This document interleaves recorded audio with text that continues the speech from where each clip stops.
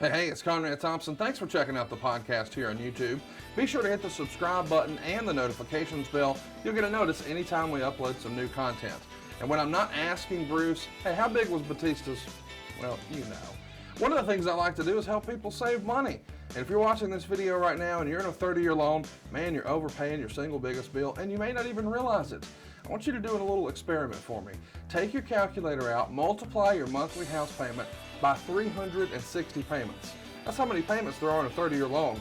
That big scary number, that's your total of payments. You're looking at that number? You know you can do better. Keep more of your own money right now and go to savewithconrad.com. Or maybe you've got credit card debt. Man, it's not a matter of if I can save you money with that. Your average interest rate on a credit card is more than 20%. And by the way, all the interest you pay on those credit cards, it's not tax deductible. Whereas the mortgage interest, well, that is tax deductible. So if you owe this debt, it's up to you how to pay it back. Doesn't it make sense to get the cheapest rate possible and the greatest tax deduction possible? Find out how much money you can save right now for free at savewithconrad.com. You don't need perfect credit. Even scores in the 500s can be approved, and it's no cost out of pocket. But maybe best of all, we're licensed in more than 40 states. We can help more families than ever before. But how much can we save you? Find out right now for free with a quick quote from savewithconrad.com.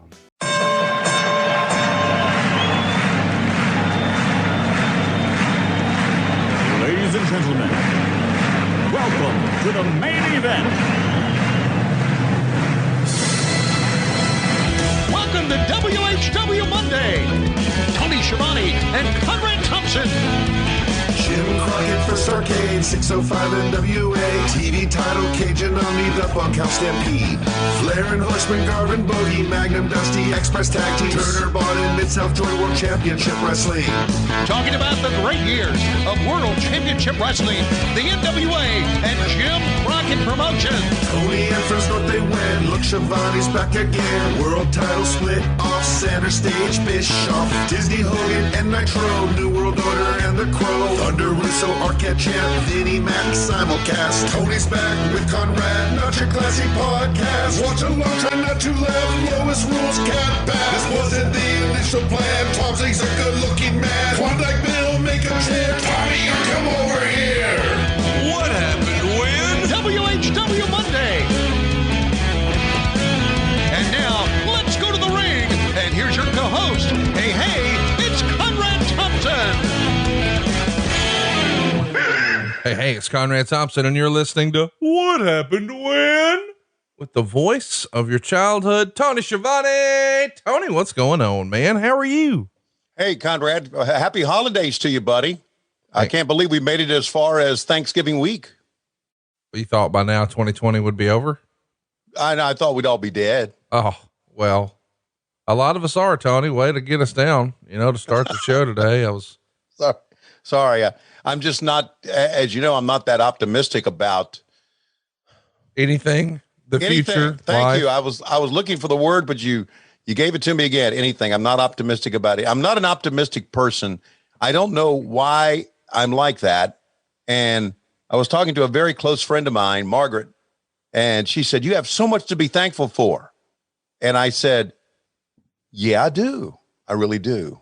And I do. And I hope everybody else is. I wish I was a little bit more positive about the world, but I am positive about the fact that I can join you every week and take a look at some classic professional wrestling." Well, about that, I feel like we should go ahead and address it at the top of the show. We do have a, you were sort of alluding to it, that we're a little pessimistic and blah, blah, blah. Yeah. We have announced that we've signed our renewal for Westwood One, but we do have an announcement at the end of the show about the future of what happened when, and two, the future of the show, as we move forward. But before we get to that news, which is going to be pretty devastating to some, go ahead. Sorry. I don't like to begin our Thanksgiving week alluding to a devastating news to some, but well, anyway, let's go on and do this show, and maybe we'll. Anyway, all right. We should mention first too, this is the first time we're taking a stab at doing video with the show. So if you haven't already, check it out over at adfreeshows.com. And of course, we're going to get it over on patreon.com/WHW Monday, but there will be a video version of our podcast today. And of course, because it's Thanksgiving week, well, it's a tradition, not only for the old NWA, but for WHW here. We're going to watch a Starrcade today, Tony. Starrcade 1985. Just last week, we watched the build for this show with the Hard Times promo from Dusty Rhodes. And Tony, I got a ton of great feedback about that show. I think fans really dig us going back and watching the old stuff. Great friend of the show, Jim Valley, who, maybe we don't talk about enough here on the show. He's turned a corner in a major way. He kicked out at 2 3/4 and he is on the mend. But Jim Valley is the guy who was on stage with you that fateful day in Charlotte, North Carolina at the University Hilton Hotel when you reintroduced Tony Schiavone to the wrestling world, and you, inspired me to reach out to you to do a podcast. And here we are. And now, Jim Valley is on the mend and listening to the show. So shout out to Jim. And he's still raising money on GoFundMe.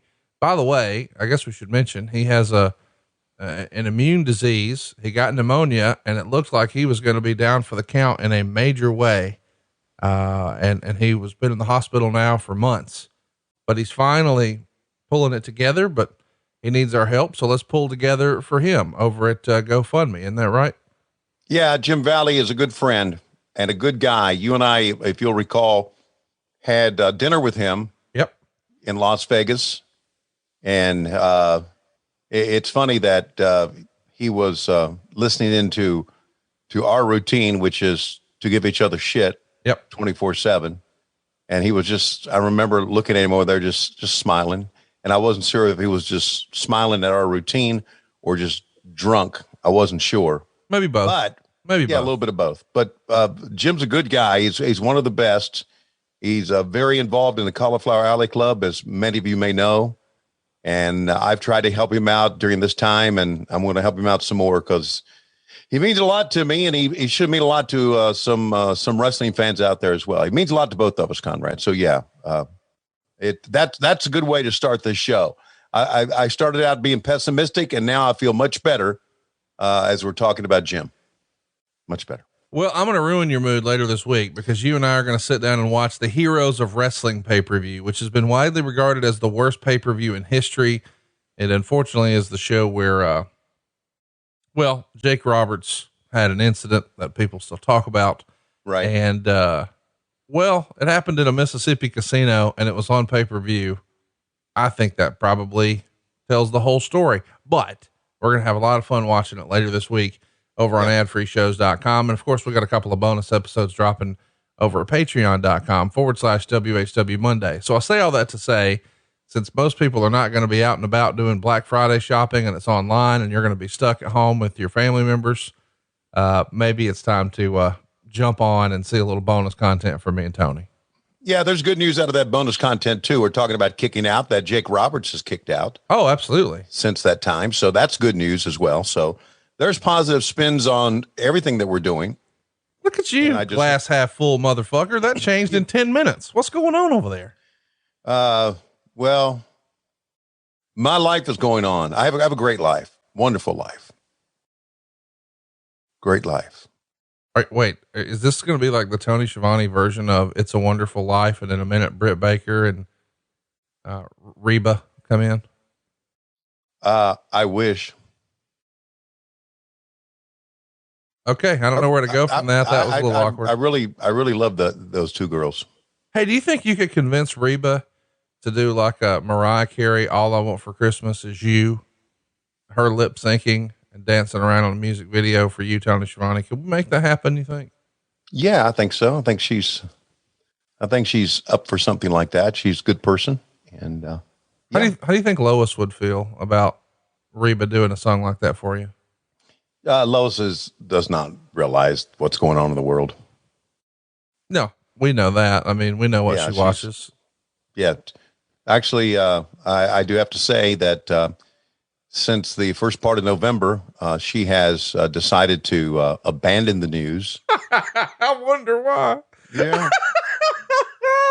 and is watching Netflix and doing exactly like I do. And that is, if you don't, and I don't watch the news, I don't watch ESPN. I have no idea what's going on. And I don't.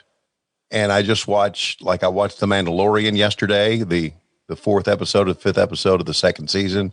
Been watching The Crown on Netflix. I don't get on the internet. I don't get on social media. I don't read anything at all. I just find out things, bits and pieces by what people tell me. For instance, I was doing a Georgia game this past week on Saturday. In which you barely beat the hapless Mississippi State Bulldogs. Yeah. My goodness, you should be ashamed. They're not that hapless. Okay. They're 2-5, Tony. They're not that compared to Alabama. Everybody's hapless. Okay. Okay. That's fair. All right.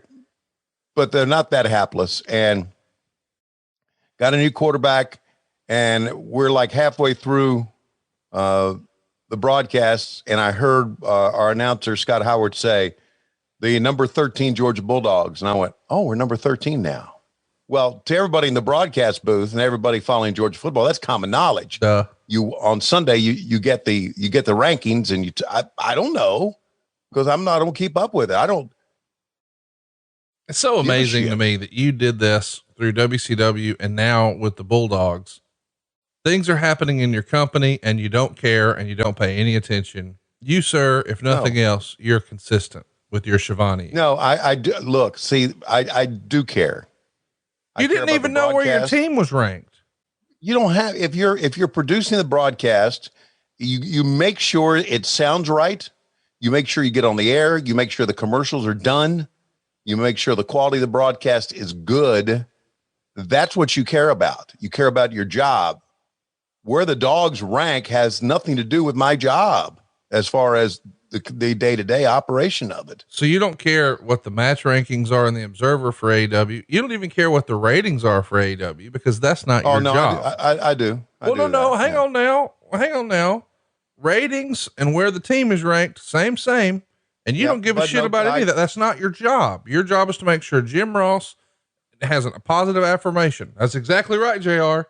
And then just look pretty, right? With your little CZ, middle of the mall shit, right? Yeah. In a nutshell, that's me. That's exactly right, JR. It's a good life. Why ruin it? Okay.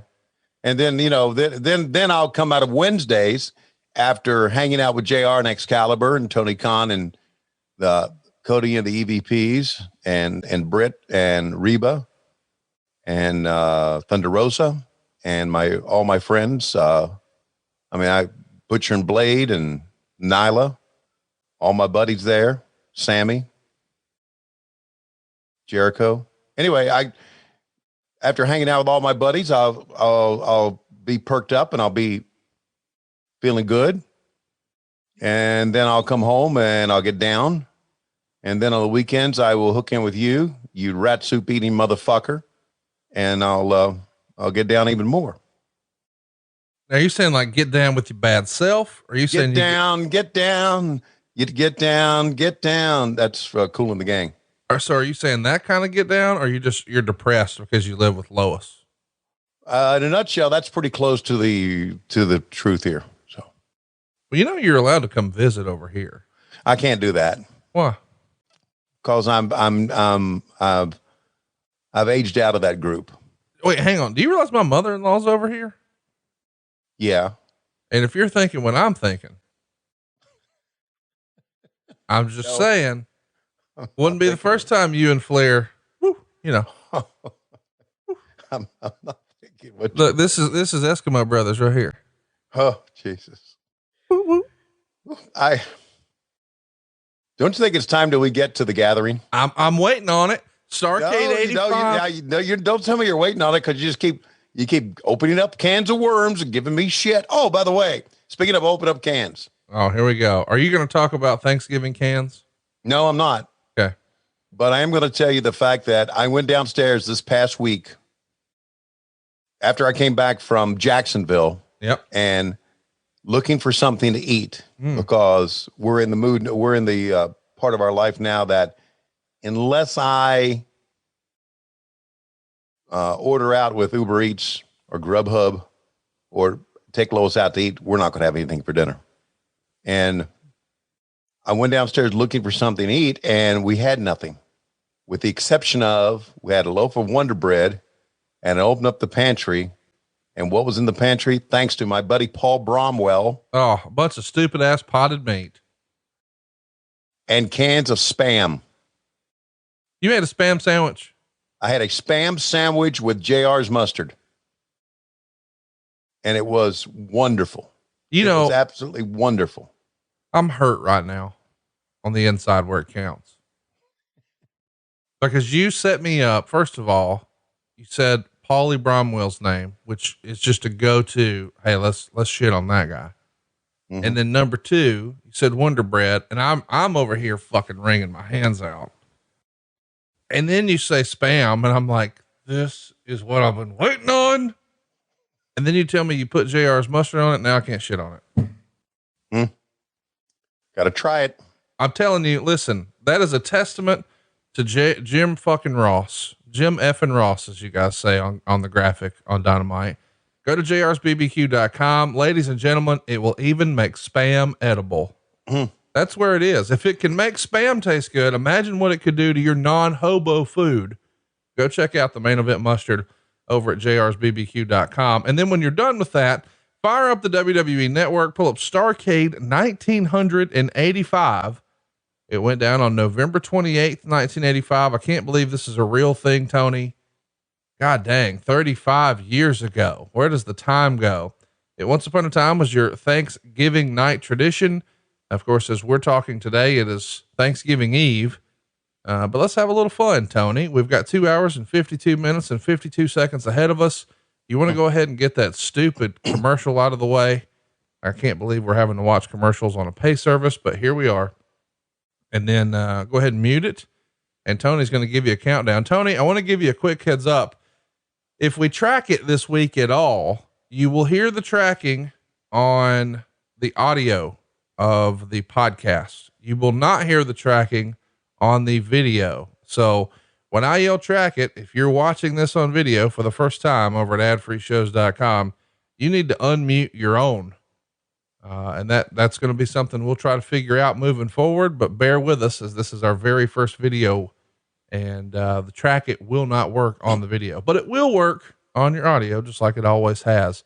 Tony, let's get a little help from our friends. Let's get a little bit of a countdown going.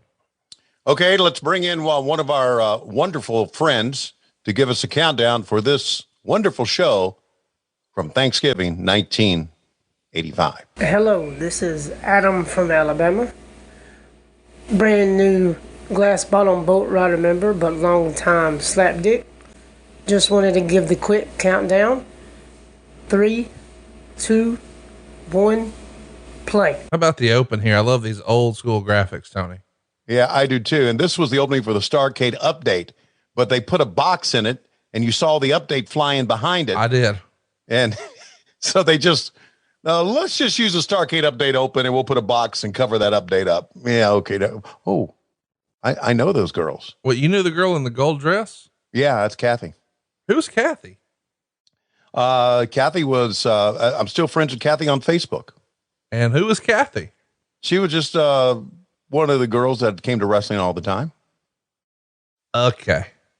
See, I knew you were going to try to get more out of that, but here, Bob Cottle and I are, and we are in Atlanta, and we're going to do an on camera here at the ring. You look like you're both here to talk about term life.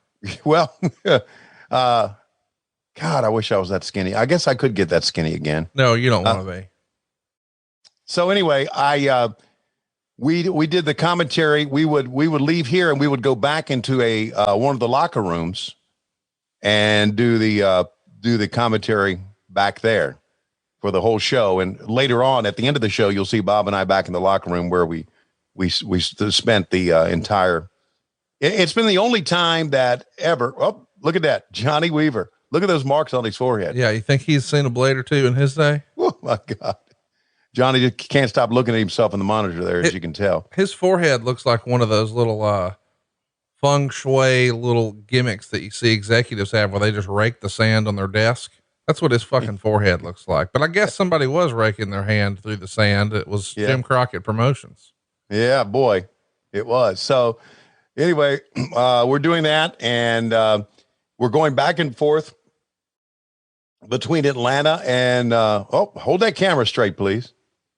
And there you go. Back and forth between Atlanta and Greensboro. Of course, Atlanta and Greensboro both were traditional Thanksgiving days.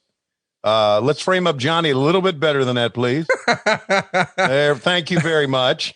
It looked like we were waiting on a box to pop up over his shoulder, like he was reporting live from the Final Four. Oh, I love looking at the old primitive stuff. You know, it's not just looking at nostalgic wrestling. It's Americana. I mean, look at the way people are dressed, the facial expressions, the primitive microphones, the lighting, the hairstyles. Yeah. And now Truckin' Tom Miller. God bless him. You know what? I'm going to go ahead and track a little bit of this. Here we go. 85, The Gathering.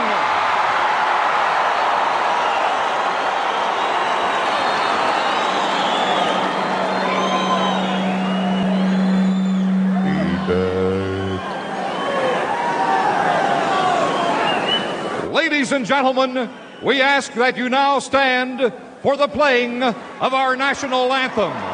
How great is it that we heard the feedback, and then, you know, there's this long, awkward pause, and then, okay, now we're going to do the national anthem. Y'all be sure to stand up and cover up the camera shot. This was about as raw a production as you're going to get. And we'll take a handheld, so it won't be able to hold steady. Here's my point. Boys and girls out there on the indie scene, do your best. That's all you can do.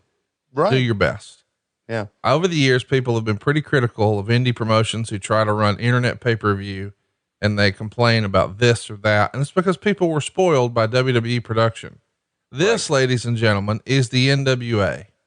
2 years prior to this was the biggest wrestling organization in the world. And now Vince McMahon has had a thing to say about that, and he's certainly changed production. But this is what it used to look like, boys and girls. So don't be too overly critical when you're just doing your best. Well, people are going to be overly critical, especially online, because they're chicken dicks behind their own keyboards. That's kind of rough language for Thanksgiving. Yeah. Well, okay. Turkey dicks. I'm so glad you said it, because son, we have buried the lead. I guess it was this time a year ago, we really got busy on hand turkey dicks. Oh, and now we have made it an entire calendar year, and it's in the rearview mirror. And if you think we're not talking about hand turkey dicks all day today, you don't even know what happened when. I just like to say that I have pants the same color as Tom Miller's tux. What color would you call that? That color is wild geranium. That's not a real color. Oh yeah, it is. I'm colorblind. Describe wild geranium as another color. Salmon. Dark pink. If you're colorblind, you won't understand any of these. Kind of a off red. I wore my wild geranium pants to the football game Saturday. And of course, just like everybody in my life, look at that. We're on a very, very nice static dark shot here. Bring up the lights. Where the fuck are we? Hey, come on. What are we doing? Somebody screaming in the truck right now. Jimmy Crockett going crazy. So anyway, I wore the salmon pants, the wild geranium pants, and I got a lot of shit for it. As I felt like I was on an episode of What Happened When. All right, there we go. Thank you. All right. Whew, thank God we got off that dark shot. There's Kathy again. Hey, Kathy. Hey, Kathy. Oh, and that other girl, I knew her too. She was on, what was her name? Tammy? I can't remember. They always dressed up and sat at ringside. All right, this is anytime Tom Miller is doing the ring announcing, we are in Greensboro, I believe. And then I think, I'm trying to remember Roger, who was the guy? We'll see him here in a minute. Who was an old Vern Gagne guy. Is it Roger Dean? Was he an announcer in AEW? AEW. AEW. Sorry. AWA. AWA. Roger something. You'll Google him here in a minute. We'll get his name. Great story about him. But here what? Sam Houston, buddy, and Krusher Khruschev What about Roger Kent? Roger Kent. That's right. Thank you. Roger Kent, I believe, was the ring announcer for. Well, look at that crowd, man. He died in 2014. Did he really? What was the finish on that guy? Rear naked chokehold, I guess. I don't know. Look at Sonny Fargo, who is our referee in this wide shot here in Yeller. Oh my gosh. I feel like is that Curious George right there? He's also going to paint your house a little bit later. He's going to be the lead guy to walk in and sell you a paint job, and then have the other guys come in and paint your house for you. Here we go, man. Sam and Krusher. I liked Barry Darsow a lot. I don't know if there was any guy who had more gimmicks than that. And there's your Mid-Atlantic Championship belt. Let me just go ahead and tell you too. That son of a gun is not even pretending to have a Russian accent on this show. No, he never did. It's just amazing to me that Nikita Koloff committed to the gimmick that he was trying to use it around the boys. Meanwhile, this guy, he don't even pretend. No, Nikita even changed his name from Scott Simpson to Nikita S. Koloff. Legally went through the channels and paid for it to have his name changed. And that is his real name. I remember talking to Krusher back then. I remember saying, how do we explain that you can speak English? And he said, well, I grew up in Russia. And then we moved to the United States and I learned English, and he gave me some sort of lame thing. So we went with it. But Barry was anyway, one of the good guys, really was. I remember going, we were on the road. I don't know where we were, Jesus, and TV show. And I went in, and Barry was in a room, and he said, come on up and have a beer with me. And I said, okay.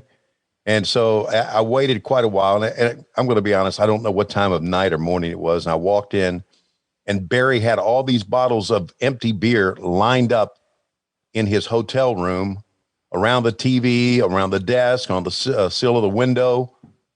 And I said, how many of these have you drunk tonight? He said, 42. Oh yeah. There you go.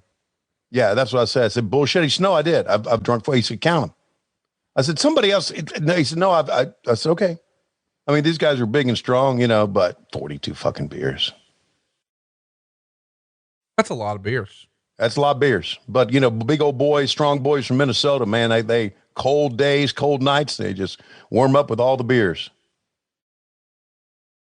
Sam Houston or Jake Roberts? What do you mean? Well, which one would you pick? Oh, I'd pick Jake any day. Well, why didn't you like Sam? Well, I liked Sam, but not compared to Jake. I know. I tried to just give you the internet thing. Yeah, I knew you did. I knew you had those creeps out and getting ready to type something on their keyboard. Does Sam Houston even like he's related to Jake Roberts? No, I didn't know that for a long time. Did not know that for a long time. But this was back. What were you more shocked to hear? That Sam Houston was related to Jake Roberts, or that Barry Darsow wasn't really from Mother Russia?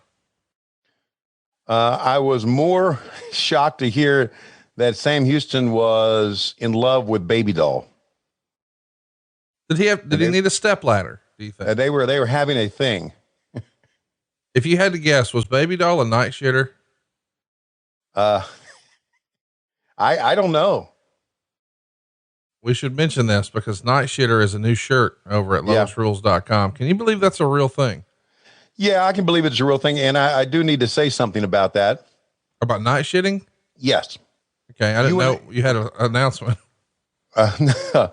Yeah, it's kind of an announcement, and it's kind of weird. You and I had a long discussion about taking a shit at night. Yeah. And we talked about that. You were the guy who did it in the mornings. I'm a morning shitter. And I'm a night one. Right. Before I go to bed. Sure. However, as soon as we said that, the very next day I got up and I had to shit. And you know what they call that? Conrad dust.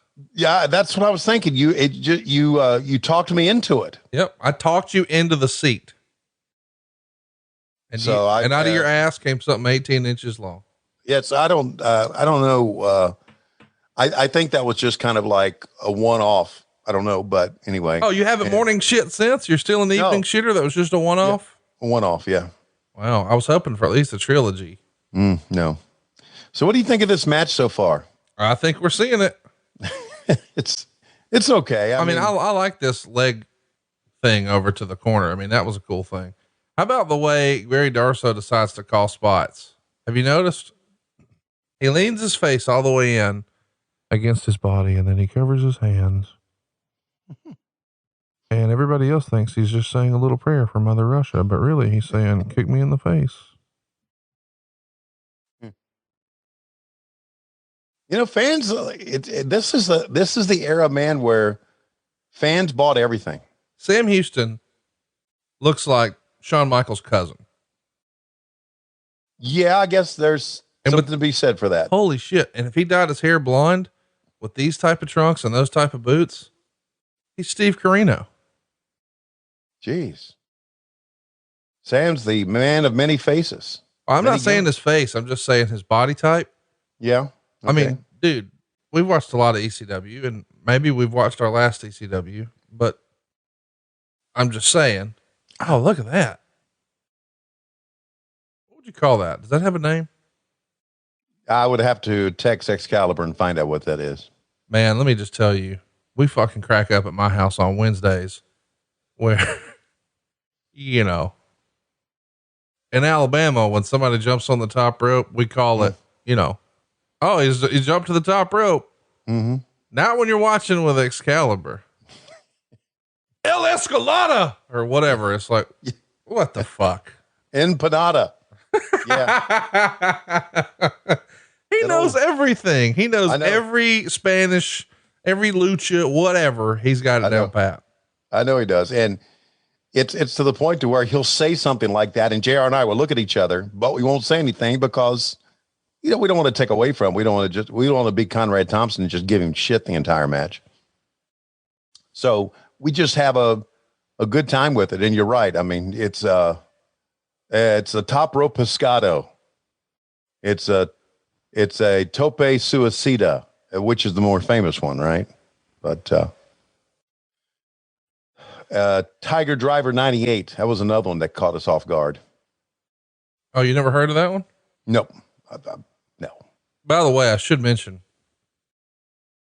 Excalibur has thrown down the gauntlet. I don't know if you've seen this. Yeah, I saw it. He says, by the way, he's a fun follow on Twitter at Shut Up Excalibur. And he says, attention, Tony Schiavone. If you bring back the mustache for the December 2nd AEW on TNT Dynamite, I will donate $500 to the Atlanta Humane Society and guarantee the AEW locker room will at least combine to match it, or else I'll make up the difference. Hashtag lowest rules. Hashtag winter is coming. Mm-hmm. And he quote tweeted, the Nature Boy himself, where at the end of the promo, he comes over and says, Tony Schiavone, tell your wife I said hello, which is so great. But here's the question. No, there's the answer. I'll throw 500 in too. Hang on now. We're talking about $1,500 to help dogs. You love dogs, right? Just this last year, because you've decided to eliminate your dogs and terminate their lives. No, don't start that shit. You had a house full and now you don't. You lying motherfucker. No, you told me what's separating me from happiness is dog hair. And if Lois won't clean the house, I'm killing the dogs. No. And you have a long history of this. We established. We'll pull the clip, Tony, where you talked about hitting dogs. We'll pull the clip. Well, here's another clip you can pull. You a lie. And as a matter of fact, we can add something to that. You a fucking lie. How about that? Well, that's hurtful. Yeah, good. Here's my thing. If you don't cut your fucking beard off and just rock the goddamn mustache for the dogs. Okay. I don't know that you're the man I thought you were. Okay. Here's cover. 1, 2, leg. Foot. Oh, no, wait a minute. His leg was on the rope. Hey, and we're going to see, we'll get back to this argument in a minute. We're going to see the substitute Mid-Atlantic belt. The real Mid-Atlantic belt was stolen by Avalanche Buzz Tyler, who got pissed off at the promotion and walked on it with the belt. So here you see Krusher Khruschev make the cover. He doesn't hook the far leg. He hooks the inside leg, the far leg. Referee's out of position, misses Sam Houston's boot on the ropes, and Krusher pulls it off so the referee can't see it after the fact. Nice little subtle heel thing by him to pull the leg off the ropes before the ref could see it. Yeah. Not a bad match really to start things off. And now fans, oh my God. Here we go. Here's a treat. Ragin' Bull, Manny Fernandez taking on Abdullah the Butcher in a Mexican death match. I would guess we'd see more blade jobs than bumps in this one. What say you? Oh, it's going to be rough. Oh man, somebody attacked Abdullah and the cops had to get involved. Paul Jones got lost in the dark. Yeah. But a fan came right after Abdullah. I've never seen someone so eager to get hepatitis in my life. Look, he's bleeding. Look at his forehead. Holy shit. This is the Omni. And the reason I can tell it's the Omni, the seats are orange. So we go, I think basically we went back and forth. Yeah. Let's talk about that. This is an interesting night here. We've got, and there's Roger Kent. What we got? We're in Greensboro and we're in the Omni. We got a sellout in Greensboro. We got a sellout in the Omni. 14,000 fans here in the Omni. By the way, that's not the only place you guys were running shows. You also did stuff over in the Superdome. Now, technically that's still Mid-South, but you've got Nick Patrick, who would later go on to be a referee, of course, for WCW. He's in action with Tommy Wright. Butch Reed is going to team up with Nick Patrick, and they'll take on Dick Slater and Buzz Sawyer. And then Jake Roberts would defeat Lord Humongous, which is actually Sid Vicious, by DQ. And that happened the same day as this, but that's all sort of just a warm up thing so they can all watch the closed circuit of Starrcade 85. So this is before the buyout, before Crockett bought Watts' territory, but a nice little co-opting here of, hey, we'll put up the big screen, put on a handful of matches, and let our fans see your show. Kind of a cool thing. Yeah. Roger telling us right now that they're going to put the sombrero on a pole, which is of course the traditional sombrero, and it's a heirloom in the Fernandez family. Did you ever own a sombrero? What's that? Did you ever own a sombrero? No, I did not. Does Dave? Oh, 100. Of course. Yeah, of course. He's taking pictures with him. I've seen him. You know, what's great is he's never actually been to Mexico. He was born in Texas. I know that. He's a working Mexican. I know he is. Hell, he didn't know he was a Mexican until he was like 11. Seriously. He came home from school one day and asked his parents, what am I? Am I white or black? And they're like, son, we need to have a talk. Isn't that something? Look, I can't believe the forehead of, here we're going to gimmick it up. Whew, already, man. I feel like Abdullah the Butcher, the way you see Manny just taking bumps all around him, the way Abdullah's wrestling right here is the way Bruce Pritchard described Dusty Rhodes' WWF run in 1989. He said what he would do, Conrad, is he would just be stationary. His feet would never move. And he would just hold his elbow up and say, find it. And the guys would run around and just take turns running into it. Macho Man, Queen Cherry, Brother Love, find it. And so they're bouncing all around him. And then you see, all right, the biggest offensive move so far that we've seen besides stabbing a dude in the head is standing on him. This is what Abdullah's doing here. That's all he ever did. can we just say right now that you and I, next year for Christmas, next year for Starrcade, we need these curly toe, like house shoes. I want house shoes that look like Abdullah the Butcher or Iron Sheik's boots. Conrad. Yeah. I appreciate your optimism. There's not going to be a Christmas next year. All right. Well, can we do it for Christmas this year? Can we just fast track it? Get the horny toed shoes. Well, house shoes. What I need an Ugg slipper that's been modified. An Ugg slipper. Look at that. Oh my God. Can you believe the monkey flip from Manny Fernandez? You know, he got about halfway through that and thought, what the fuck am I doing? Yeah. There was a slight pause as if Abdullah could crush him at any time. Well, Abdullah was like, seriously? We really doing this? I ain't Jushin Thunder Liger. You know, the referee is here on the outside. It's Gene Ligon. By the way, also, he's a worker. Yeah. Gene Ligon worked the day before against Sam Houston in the Dorton Arena. Yeah. And now he's referee here. Seriously. Let me tell you what was in the Dorton Arena the day before. Sam Houston over Gene Ligon, Italian Stallion over Tommy Lane, Pez Whatley over Golden Terror, Manny Fernandez over Mike Davis. What a card this is so far. Then Ricky Morton and Robert Gibson against Tully Blanchard and the Barbarian. And then on top, this is your main event. Jimmy Valiant and Billy Jack against Bobby Eaton and Dennis Condrey. How about that? Can you believe that? Yeah, I can believe anything. What a card. Who would fucking buy that? Seriously. Meanwhile, at the same time, when you're hot, buddy. Right. You guys, ran a show Championship Wrestling from Florida the day before in Miami. And that on top had Dusty, Magnum, and Wahoo against Flair, Ole, and Arn. Now that's a fucking main event.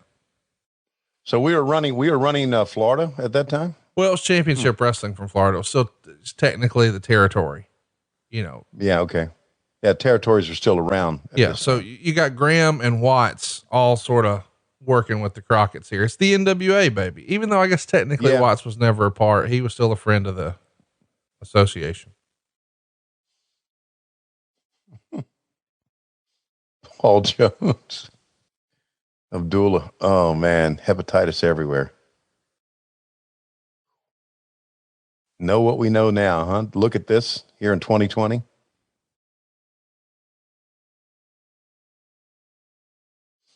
There's a lot of guys who did not, and in a big show like this, it was a little bit different.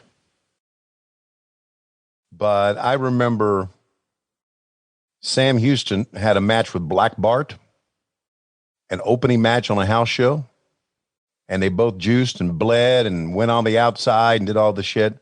And I remember Arn was so pissed off about it because I remember Arn saying to me, why would guys on the opening card do something like that? He said, you got to build up to the main event. Yeah. And that's really old school. Yeah. But he believed that. And there's something to be said for that. Well, yeah. The idea being if you do everything in match one, where do we go from there? And you and I have watched the Chamber of Horrors from 91. And it's like when we open with a Thunderdome electrified cage, shit's on fire, and then we electrocute Abdullah the Butcher. Like we murder him. He's dead. Right. And then the next match, we're doing deep arm drags.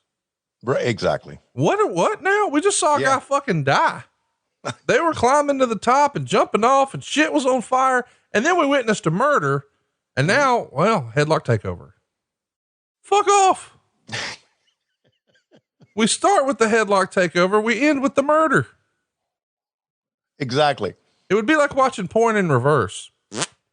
Let's hold hands now. Wait a minute. What? No, it's time for you to go get me a Zero bar and a Frosty.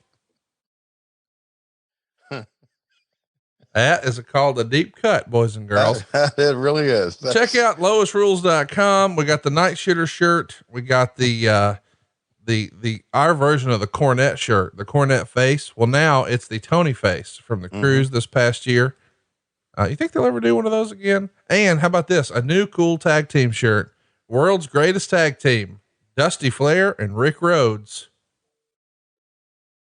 Good stuff over at lowesrules.com. I saw a couple of people, I think it was on our YouTube channel or on our Facebook. They were like critical of the Tony face. What are you trying to do? Copy Cornette? Yes. I wanted to respond, say, no, I'm trying to make money, you dumb motherfucker. Why don't you try it once in your life? The answer is yes. Yeah. And by the way, the Cornette face, while he did make the face, it became a meme long before he was selling it as a shirt.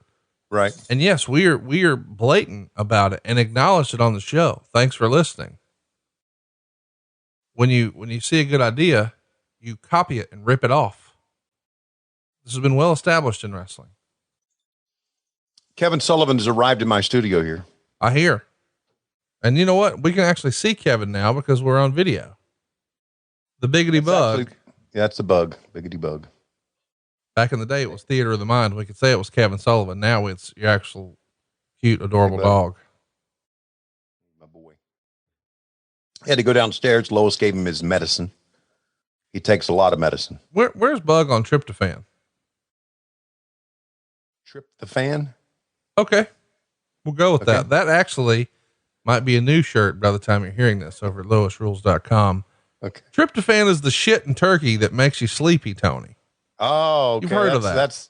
That's the gimmick stuff. That's for fat asses who have eaten too much, want to sleep, coming up with an excuse.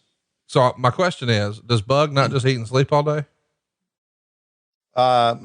Yes. No, Bug and I do a lot of stuff during the day. Really? Bug has a little bicycle. He goes on those trails with you.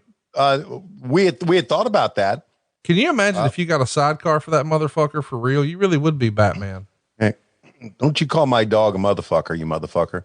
Anyway, there's a box that you can get to put on your handlebars. Oh, like E.T.? Yes, that you can put your dog in. And I was thinking about doing that, but he also goes for car rides with me. You see how he kind of perked his ears up when I said car ride. That's one of his favorite things. Oh, he's turning his head. You want to go to car ride?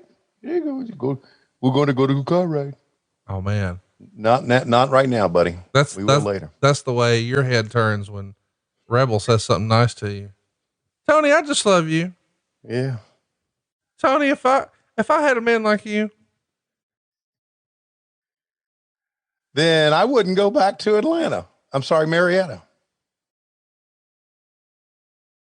These two guys are worn down here. Abdullah's gone about as long as he's gone in many years in a match. Okay, that's it. That's got to be it. Paul Jones is going to come up.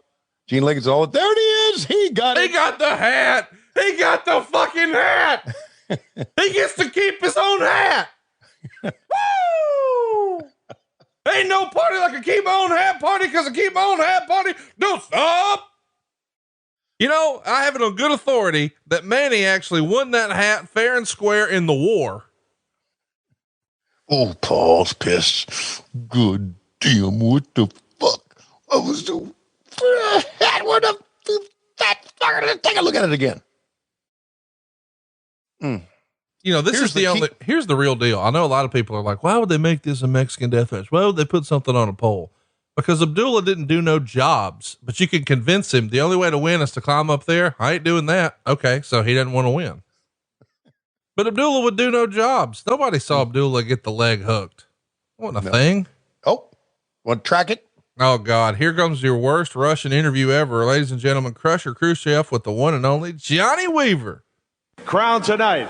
Congratulations are in order. The new champion, the new Mid-Atlantic heavyweight champion, Krusher Khruschev. Krusher? First of all, I want to say I'm the happiest man in the world, and I have to help say this, that some of my friends that helped me out the most was Ivan Koloff and Nikita Koloff. They made me what I am today, a Russian athlete, and I know my motherland, Russia, is proud of me too. And I just want to say that I'll be able to go anywhere in the world, any country, against anybody to defend this. And I want to show all you American people that Russians are superior athletes, and I will keep this belt.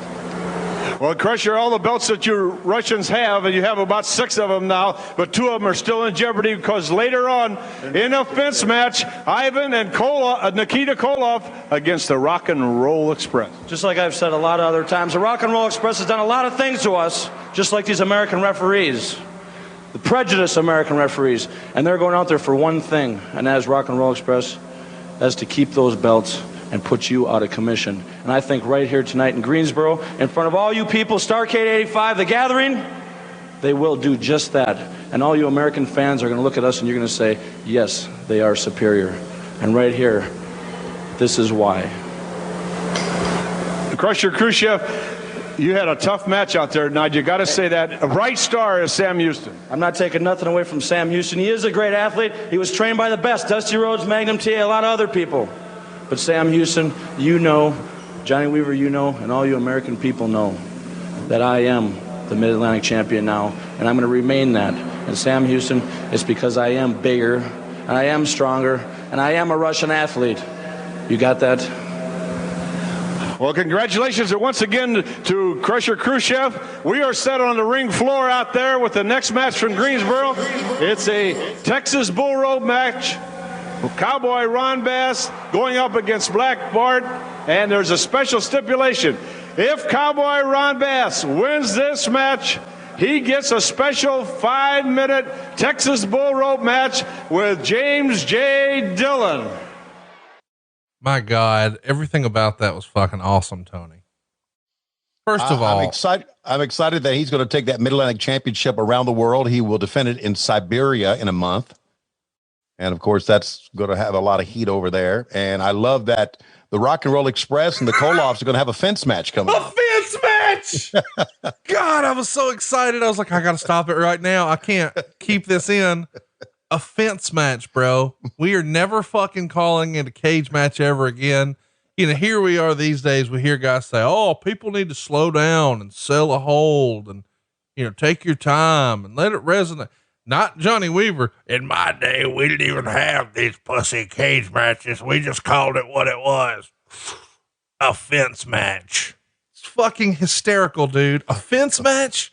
I will never call it anything other than that ever again. Hell in a Cell? Hell in a Fence.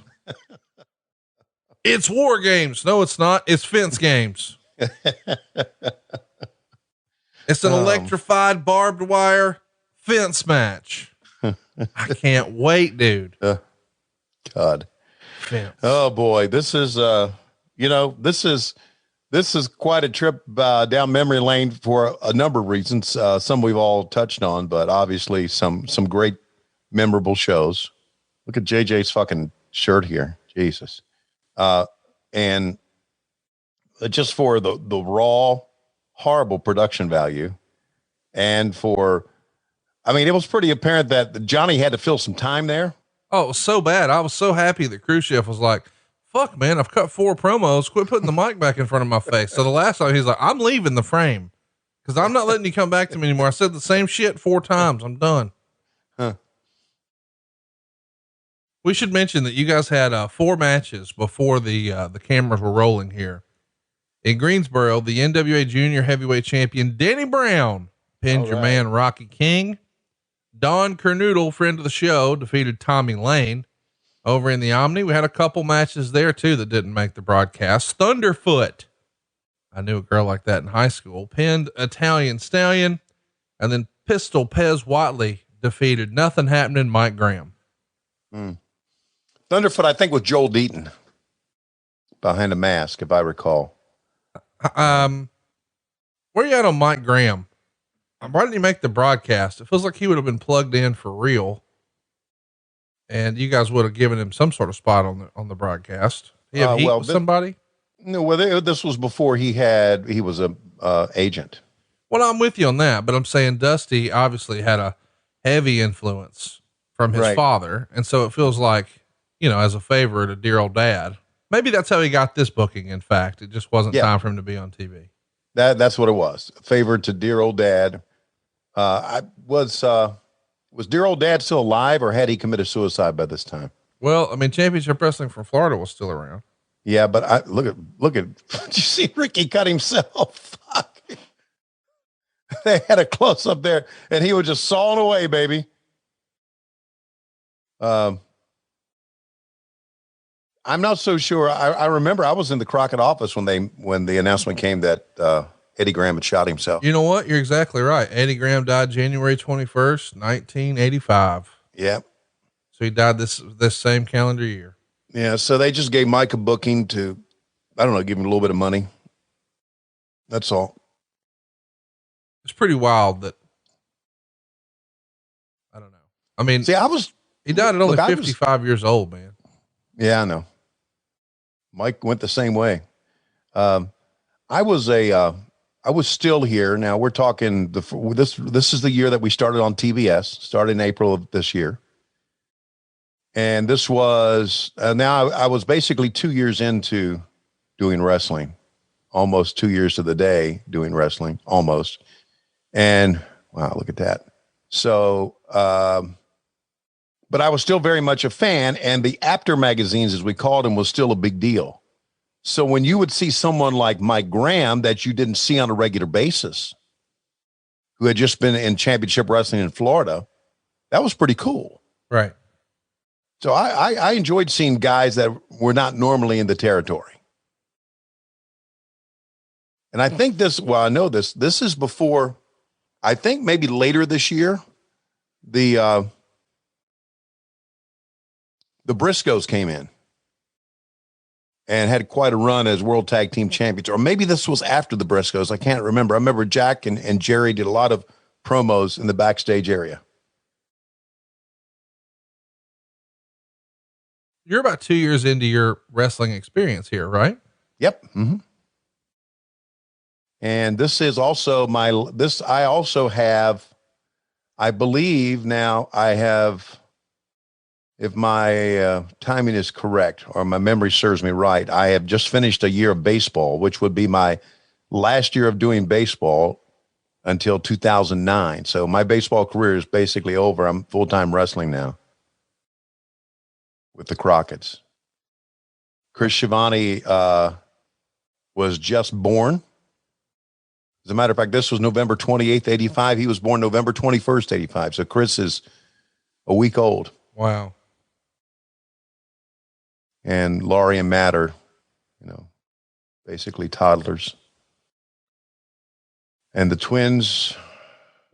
The Briscoes, when they came in, talk me through that. When were they here as tag champs? I can't remember. They were, that might have been 84. I just remember doing a lot of interviews in the back with the Briscoes, Jack and Jerry, because Jerry did all the talking. Right. And Jack just walked in with a belt on his shoulder, and Jerry would hold the belt in his arms and we would do the interviews. Look, Ricky's still cutting him forehead here. So I can't remember when the Briscoes were in. This probably was before the Briscoes.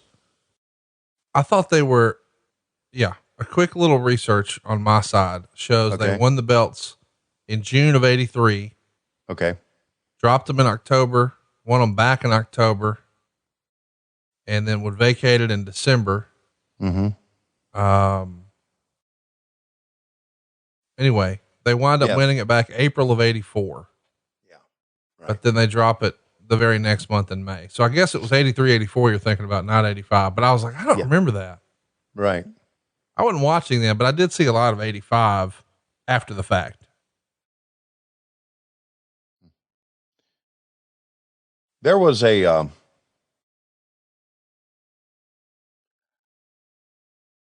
trying to remember a promo that Jerry Briscoe used to do for Richmond, the local markets.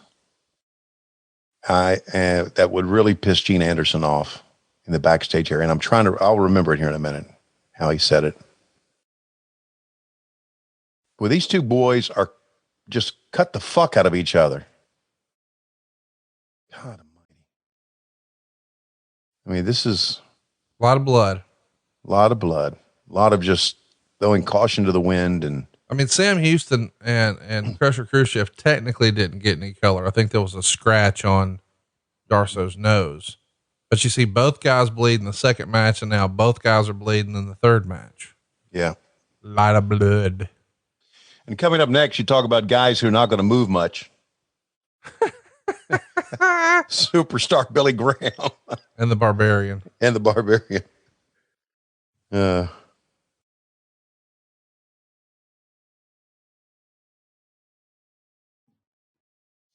Of course, you famously cut one of the more hilarious promos of all time here on the show, talking about Black Bart and that cowbell, Right. JJ Dillon called the cowbell, I believe, your hemorrhoid catcher. Right. And how many Black Bart cut his head here. It's a big event. He's going to get a big payoff, right? Wrong. Well, it's Starrcade. It's a pay-per-view. It's a closed circuit. It's not pay-per-view. It's closed circuit. So I know I'm going to have to get like $5,000 payoff. Did Jim Cornette in his book, because they're going to be in this, did he talk about what the payoff? He had to talk about what the payoff was for this event. Oh, I'm sure he did.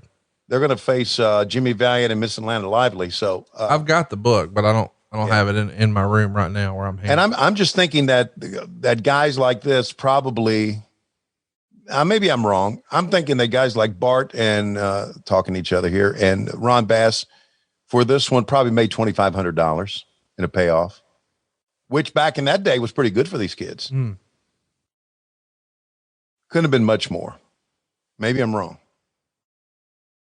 Probably Flair and Dusty got 25,000 maybe. I don't know. Let me ask right fast. I couldn't have felt good. A little rope burn on the gonads. Did you happen to see any of the controversy that Cornette stirred up in the more recent weeks about the Wrestling Observer Hall of Fame? Do you think I saw it? He took great issue with the fact that Kenny Omega is in the Wrestling Observer Hall of Fame. Where are you at on active performers going into the hall? I think you could make an argument that you should wait until their in-ring career is over. Yeah. Which is why, and I don't guess I've revealed it yet, but I had the great pleasure of being a first-time Hall of Fame voter this year in the Wrestling Observer Hall of Fame. Oh, that's tremendous. And I didn't vote for Kenny Omega, not because I don't think he is one of the best wrestlers of all time, but because he's still an active in-ring performer. And I just, oh, there you go. There's your pinfall. And you know what that means? JJ Dillon's got 5 minutes and he's not wasting any time. That looks like Dave Silva taking his shirt off to Mount Heather. And this is Heather telling Dave Silva, get out of the bedroom. Yes. Leave me alone. Anyway, I just think you should wait until their in-ring career's over.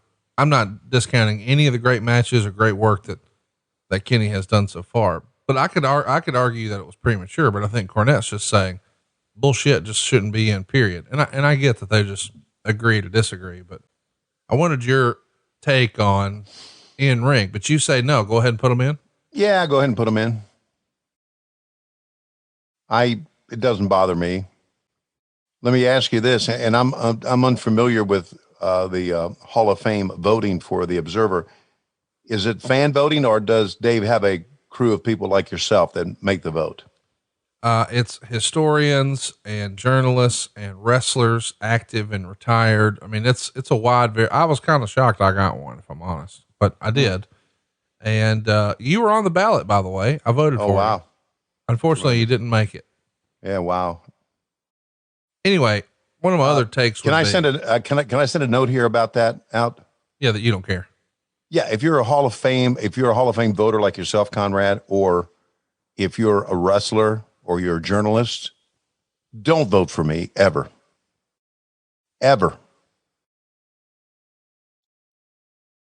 Vote for Bob Caudle. Vote for Lance Russell. A lot of those guys are already in. Good. Vote for David Crockett. But don't vote for me. Well, here's the other thing I think is weird. I don't think Sting is in. I don't think the Steiners are in. Well, good God.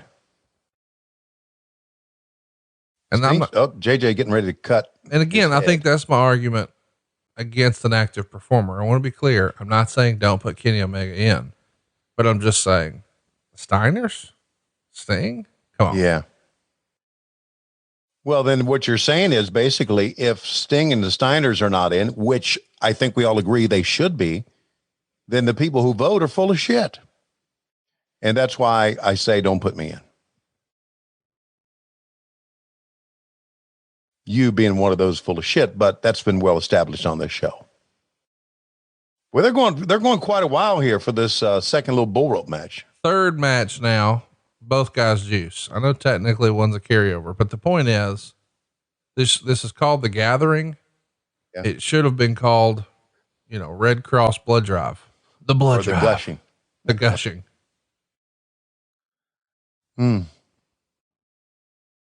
Poor Mr. Fargo. Oh, Curious George took a hell of a bump there. And here comes Black Bart. Yeah. Is he like a poor man's Bruiser Brody? His look here, Black Bart with that crazy hair. Yeah. Very poor. Well, yeah, you just said he got $17 for doing a blade job in Shelby, North Carolina. Another thing here, and this is really old school. And this is, ladies and gentlemen, JJ Dillon has won the match. Is that something? He has beaten Ron Bass. And you take a really good shot of his ass, which is more than we needed to see. But if something like this happens now in our promotion or in the WWE, and there's a lot of blood, they're going to change the mat cover. Oh yeah. We didn't know anything about. Yeah. I mean, but back then, you remember when you were getting road beef, you weren't even wrapping it up, right? Yeah. I don't know what you're talking about. You were just blowing and going. I stopped at Arby's and they would wrap it in one of those thin foil things for me. Wait. You get a little horsey sauce on your hang low? I don't like horsey sauce. Well, it ain't for you. Never was, because I don't like it. Okay, here's another great shot. What is this? Oh, this arm wrestling contest. Got it.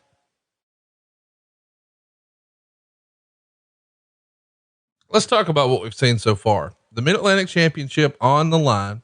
And then a Mexican hat on a pole. And then a bull rope with a cowbell.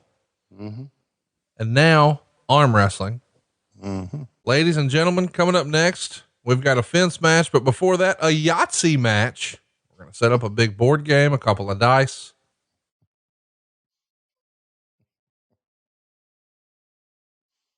Why not? Oh, let's go ahead and mention right now. We need at the next Joey Janela spring break from Game Changer Wrestling, set up a set like this, but instead of the guys doing the ultimate display of manliness and doing an arm wrestling contest, instead, I want to see people throw down with thumb wrestling. I want to see Orange Cassidy go thumb to thumb with someone like the Great Muta. Let's fly Muta over here. First class from Japan. Let's get a translator. Let's get Sonny Ono a payday for just speaking Japanese. And let's let him thumb wrestle Orange Cassidy. Because Orange Cassidy has to have the most over thumb in the entire business in 2020. It would seem that way. Hey, so even in his later stage of his career, superstar Billy Graham still had amazing arms, didn't he? Oh God. Jesus. Can you imagine if podcasting if he was a little older, a little younger rather, and podcasting was a viable option for him, the crazy shit he would have said over the years. You don't talk about controversy. He could have been like the original Jim Cornette podcast. I remember, we did this, obviously we did the backstage interviews and there was a lot of stuff that we couldn't use, right? They would just, outtakes, silly shit was said all the time. I remember one time he came in, he said he was going to wrestle Nikita or Ivan or one of the Russians. He said, the Russians come over here, they eat our food, they take our women, and more importantly, they take all of our drugs. And Gene went, cut. And everybody laughed. Besides steroids, besides testosterone, besides Winnie, what do you think legitimately superstar Billy Graham engaged in? I just assume looking at him Yeah. He knew where the good weed was. Oh my God. I feel like that's a gimme. Yeah.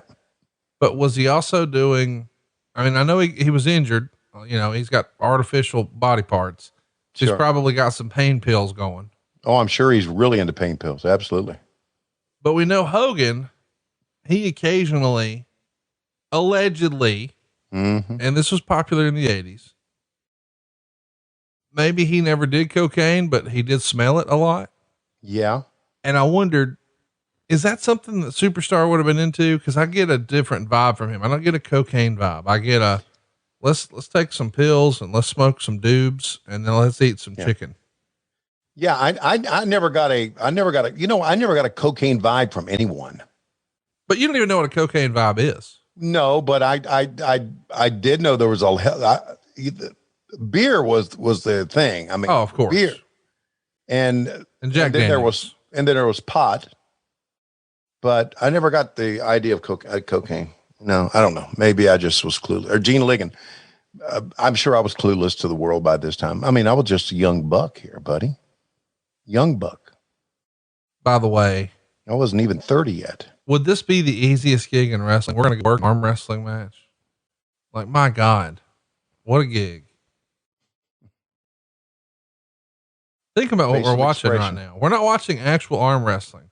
We're watching guys seated in the middle of a ring, pretending to arm wrestle. And they're getting paid money for this. And they think they're underpaid for it. Nobody sits down and pretends to arm wrestle better than me, brother. Yeah. My God, this is his job. Oh, he's coming back. Here we go. The drama almost had touched. Gene Ligon had put his hand down. Now Gene, don't stand in front of the hard camera. Yes, he didn't, did he? He knew not to. Okay. I can stand right here and look, but I can't get in front of the hard camera on the other way. Gene's put, no, not down yet. Oh, he's reaching up. Oh God. He's going over the top. For some power, getting the legs in. Barbarian's going to, boy, Gene's pretty sharp here, man. He knows where not to be. And these ladies are really fucking into it. And that's got to be it. It's got to come on. It's so close.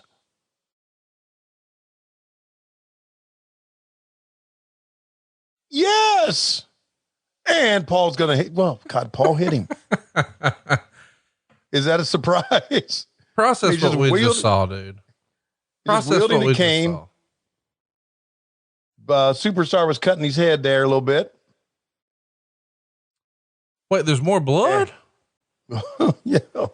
Fuck, he just got kicked right in the mouth. Holy shit. I'm just thinking, let's imagine we're a couple of kids. We're going through Superstar Billy Graham's neighborhood. I mean, he's former WWF champion. He's made some money in his day. See this nice row of beautiful upscale homes. Daddy, what's that guy do? Son, he's a doctor. Oh, Daddy, that's a nice house. What does that guy do? Son, he's an attorney. Oh, Daddy, what does this guy do? He pretends to arm wrestle. And he's got the bigger house. What? I didn't know that was a lucrative profession. Pretending to arm wrestle. Son, you'll have no idea. One day there'll be a guy living in the same neighborhood for masturbating into a trash can.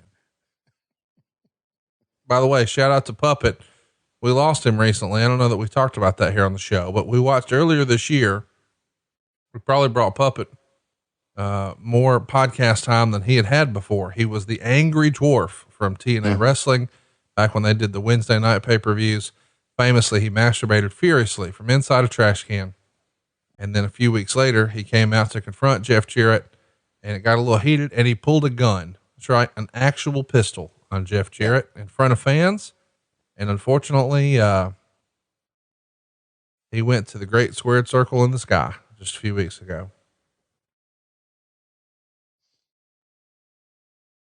I had we do a lot of videos that are seen on ad-free shows, and Lois Rules or I'm sorry, on Patreon, WHW Monday. And I do, we've done a number of videos about, my time in WCW with Chris McDonald doing his great work. And I sent one of them to Mike T.A, and Mike watched it and texted me back, and he said, I think you've lost your mind. And I texted him back. I said, yeah, but I never called a match where a midget brought a gun to the ring. He didn't respond to that. What clip did you send him that Chris made? I think it was the one where Jim Herd convinced me to come back to WCW.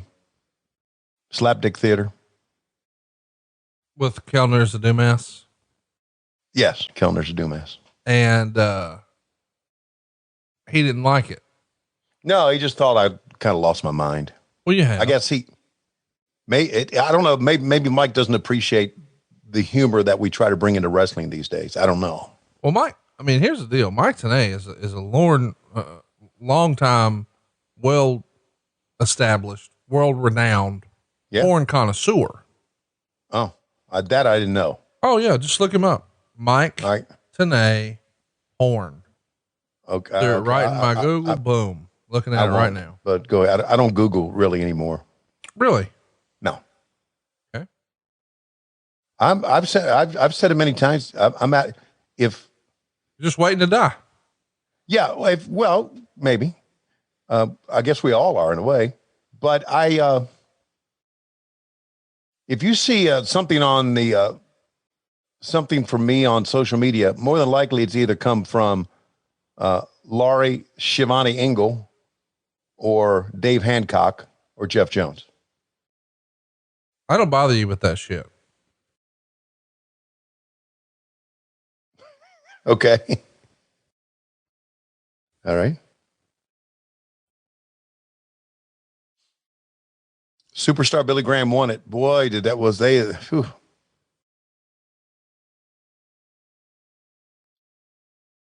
Whew. We're an hour into this and we've had a lot of blood so far, buddy. Everybody except for the very first match. Yeah. How about this replay here? Paul Jones coming in, whammo, right in the kidneys. What was worse on Superstar's kidneys? His drug regimen or Paul Jones? It was probably the former. All right, ladies and gentlemen, coming up next, Terry Taylor taking on Buddy Landel for the national title. Of course, JJ Dillon is in tow. It's pretty remarkable. This is the crowning of Buddy Landel here. And, it's all downhill from here, but you can see he's poised for the big push. I mean, here we are at the halfway point. Yes, it is for a secondary title, but it is gold. It's a prime spot. It's the biggest show in the year. It's probably his best robe he ever had. And once he wins it, well, that's the end of the Buddy Landel story for a while. Yep. Amazing, because he had such a great potential. We're in Greensboro, as you can see, with Tom Miller. Trucking Tom Miller. Yeah, I guess that's worth mentioning. The first match we saw, Krusher and Sam, that was in Greensboro. Manny and Abdullah, that was in Atlanta. Yeah. Ron Bass, Black Bart, and JJ Dillon, all that also in Greensboro. Mm-hmm. What we just saw though, with Billy Graham and the Barbarian, that's in Atlanta. Yeah. Now that we're seeing Buddy Landel and Terry Taylor, we're back in Greensboro. So it's been criticized for years and years when WrestleMania #2 was in multiple cities, because they did New York, they did LA, they did Chicago. People sort of talk about it like it was the forgotten WrestleMania. It is. The influence of Starrcade cannot be underestimated. Yeah. Starrcade is the first major event of its kind in '83.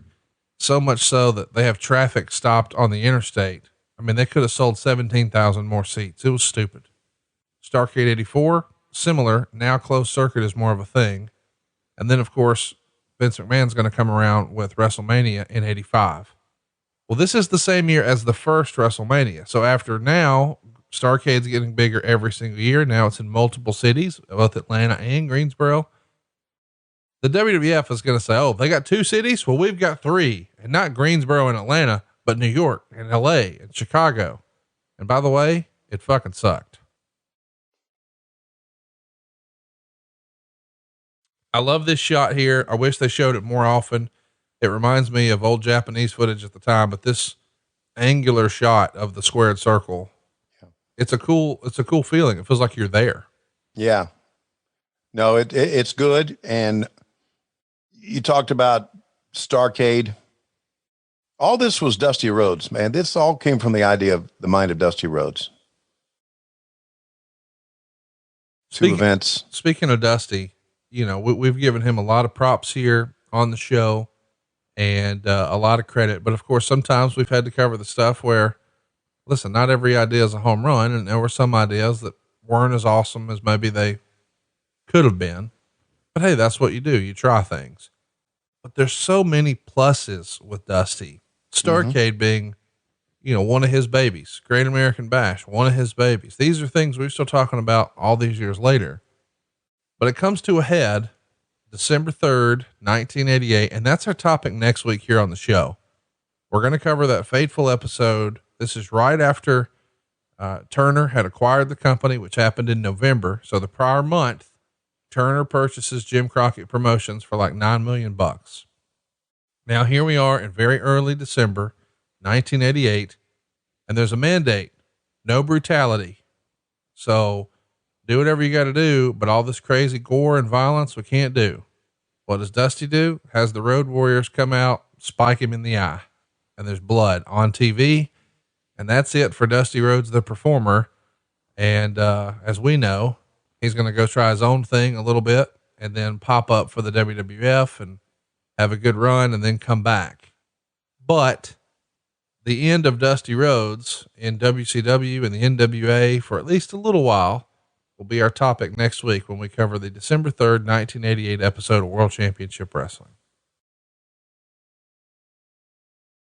Yeah. I'm kind of thinking too that,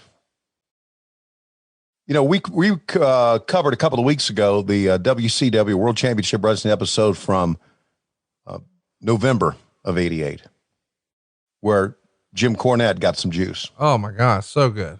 So we'll talk more about that. I'm thinking that kind of led to that edict, or I'm thinking that they just wanted Dusty to get rid of Dusty anyway. And that was a good excuse. I don't know. We'll talk about it. The whole, just so you know, that whole, Cornette thing happened right before the transfer of power. So right before the sale. But yeah, he was probably watching a little more diligently since they were in process with all this and said, okay, hey, no more of that. And then what do you know? 2.5, 3 weeks later, Dusty can't help himself. Bang. Hey, I was, one thing I've always wondered about this show, and this is a small thing, and I guess maybe that they did this on purpose, but this match was in Greensboro. Yeah. Where the Mid-Atlantic Championship match was, which I understand it being in Greensboro. I never did understand why they didn't put this match in Atlanta. Well, let me tell you why I think they did. I think they did it because Buddy Landel, well, really, at this point, both Terry Taylor and Buddy Landel, I mean, just take a look at them. Their style, their gear, their hair, their presentation, they're both trying to do their own version of a Ric Flair tribute band.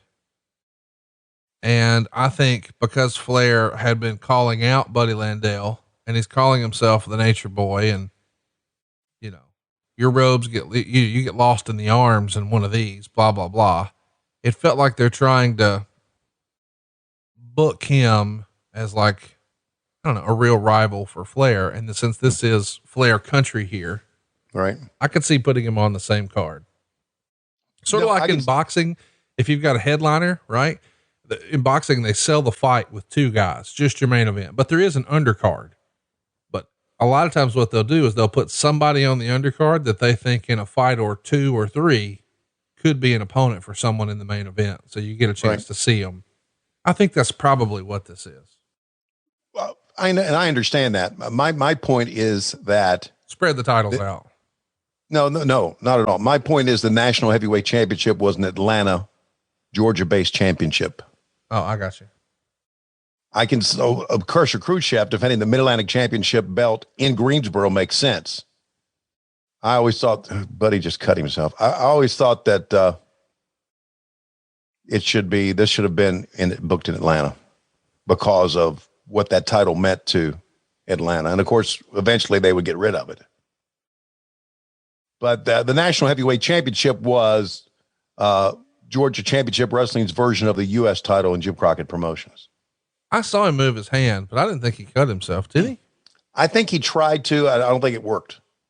Or maybe, you know what? Maybe he's smarter than we think.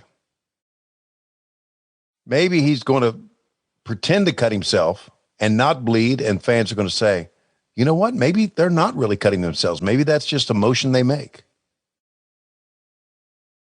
So many things went into all this stuff. I mean, I thought, you know what? And I still think it is. When I grew up as a fan, I didn't know they were cutting their heads. No, I didn't know they were talking in the ring. I didn't know all of that. And now that you go back and you watch this because of what you know, it's very apparent. But they were so good at hiding it back then that you didn't realize it. You were more, JJ, you were more into the match and the storytelling than you were trying to watch the secrets of making a good match. And to me, that's just amazing. That era is gone, buddy. You're not going to be ever to be able to recapture that. And that's why watching this stuff is so great. Because now we know, but back then we didn't. And I do know that after I was quote unquote smartened up, I do know that cameramen and directors would get into trouble. And it was a tough thing to do for these cameramen and these directors. They would get into trouble because sometimes they would get too close and you would see them talking. And now, of course, you know, we're into, it's all about TV now. Back then it was still about arenas, but TV was growing more and more and more a part of it. So the guys had to kind of change what they were doing. I mean, you could get away with a lot of shit wrestling to the Richmond Coliseum, right? Where there were no cameras in a house show and you had a sellout. But now you had the intrusive of the cameras right up in your face. So you had to kind of change things. Well, I'll be honest. I think one of the things I was trying to express, and I clearly was not doing a great job. I don't need to see the match up close right here. Let's get that shot I talked about earlier that I really liked, that I compared to the Japanese shot. Right. That's the way I would see it if I was there live, and I'm okay with experiencing it the same way. Like, I didn't realize I was doing it, but as we're recording this, yesterday I was watching some of the Tennessee Auburn game. And at first, since there's such little football happening right now because of COVID compared to normal, they had two versions of the game on. And at first they were on ESPN on DirecTV, it's channel 206.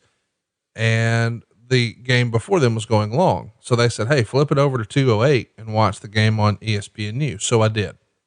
So I'm watching the game there, but then eventually that original game ends and they move, quote unquote, the regular feed back to the main channel 206, but I still stuck around 208. And I probably watched for a half hour before someone said, hey, where's the commentary? And I realized, wait a minute, we're watching the Skycam version. There weren't different camera angles. There was no commentary. You're just watching from that one active overhead camera the whole time. And I loved it. Mm-hmm. There was less production. There was less. I mean, I wish I could watch every football game that way. It was, you could hear the crowd, even though it was, you know, a fraction of what it would normally be, but you could just hear the stuff. And I'm not discounting what you do in professional wrestling. You guys provide the lyrics, but I'm saying sometimes it's okay to just have the real live experience of what it would be like to be in the arena. Yeah. And I just think that's fun. I mean, don't get me wrong. You know, when you and JR are doing your thing, I don't think there's, you know, it can't get any better, but there is something to be said about being there live, and you sort of mimic that live feeling with that look. So I'm okay with them zooming out. You don't have to show me up close. I don't need to count the hair follicles in HD. I think when we, I'd like to, if we can remember when we move forward here on the Dusty Flair match. Yeah. Referee bump. Curious George went down. You know what that means? JJ Dillon, that damn cheater. I bet he's got a shoe in his hand. You got something in that left hand. What was it? I guess it was a shoe, wasn't it? That Johnny Bench's catcher mitt.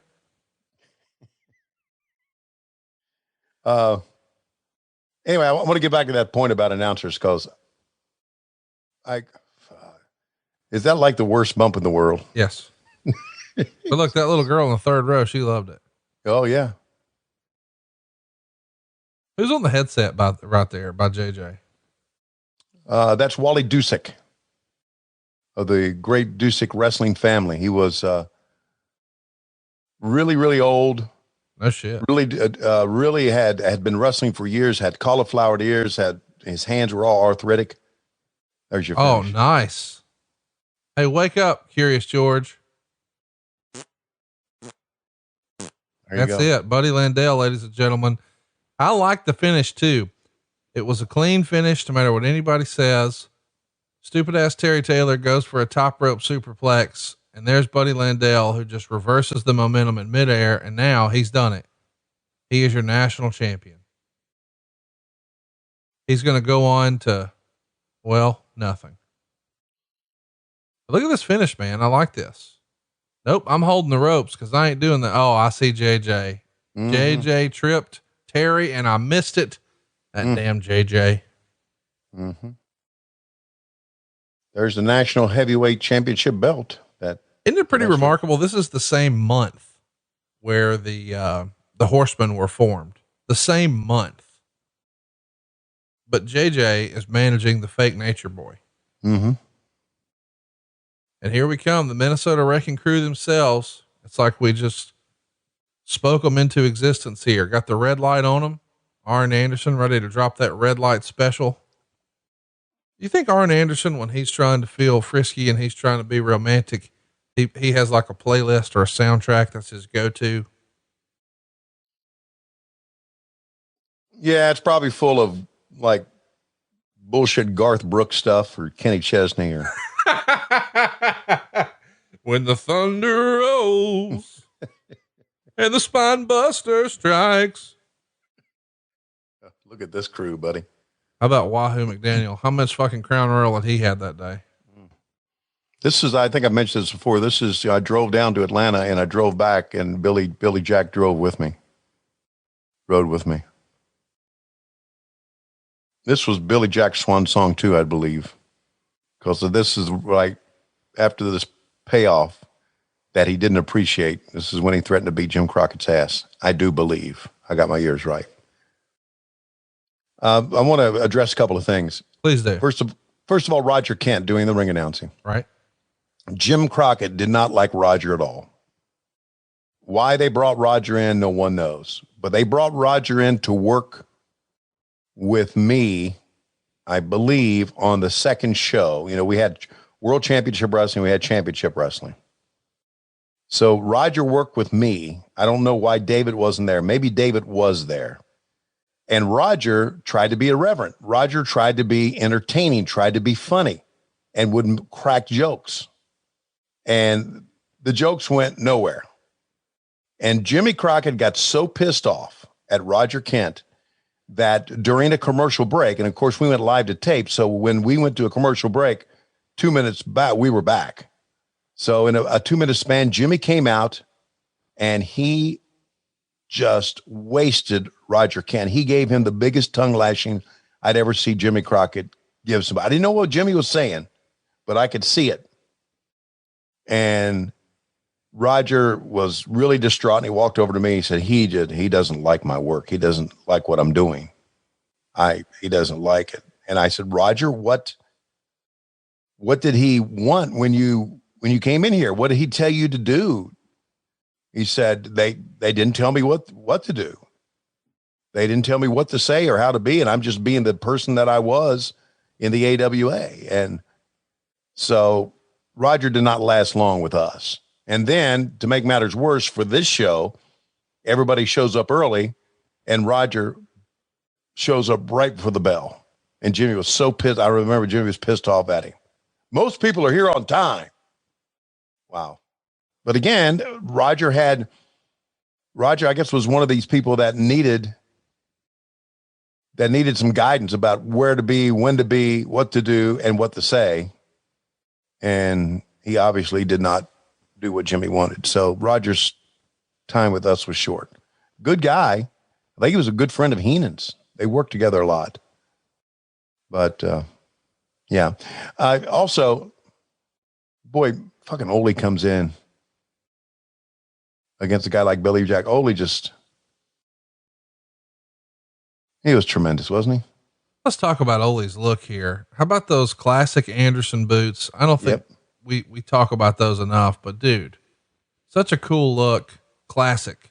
And then how about this fucking goof, Billy Jack Haynes? His boots say NWA down the side, and he has the letters that spell out the word Oregon ironed onto his ass.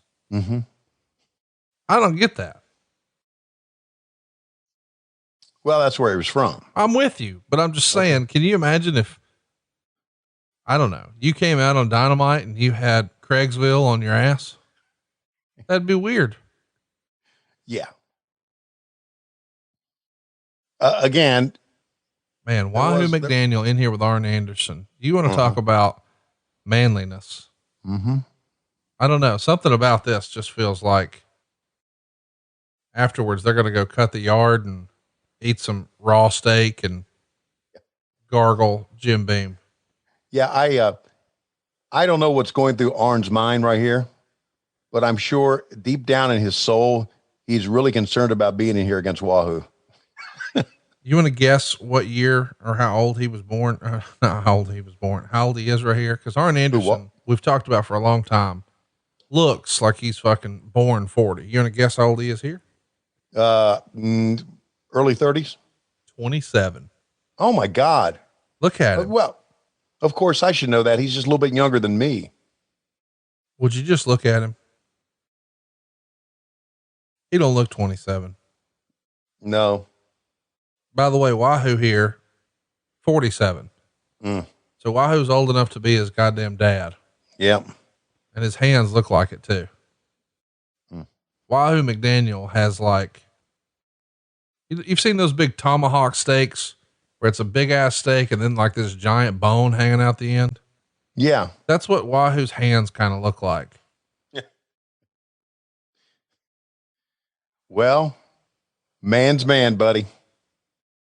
Absolute man's man. Boy, can I just tell you something that's just ridiculous? Please do. I'm almost embarrassed to tell you, but whenever I see Wahoo, look, but hold on, stop, bullshit. You've never been embarrassed to say anything, ever. So I'm hanging out at a convention once, and they were honoring Wahoo. So some of Wahoo's family members are around. This is a post-mortem. Yes. Wahoo passed away in 2002. This is probably, I don't know, 5 years ago. Okay. Maybe 4 years ago. Anyway,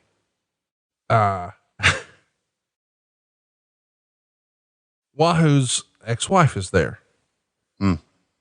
And I'm at a table with someone who used to know them back when. Okay. And that person says, boy, Wahoo liked what Rick liked. And I said, what does that mean? And that person said, oh, we went out on the boat with them once. And I'm like, yeah. And they said, oof. It was hanging out of both sides of her bathing suit. I'm like, wait a minute. Are we talking about, yeah. You know, the whole no hair, no flare thing. That was, I think Wahoo gave that. Wahoo may have passed that down to him because it looked like an animal was trying to escape. Mm-hmm. So now whenever I think of Wahoo, I think of two things. Well, I guess three. One, running, 20 miles to win a bet or whatever that stupid story was.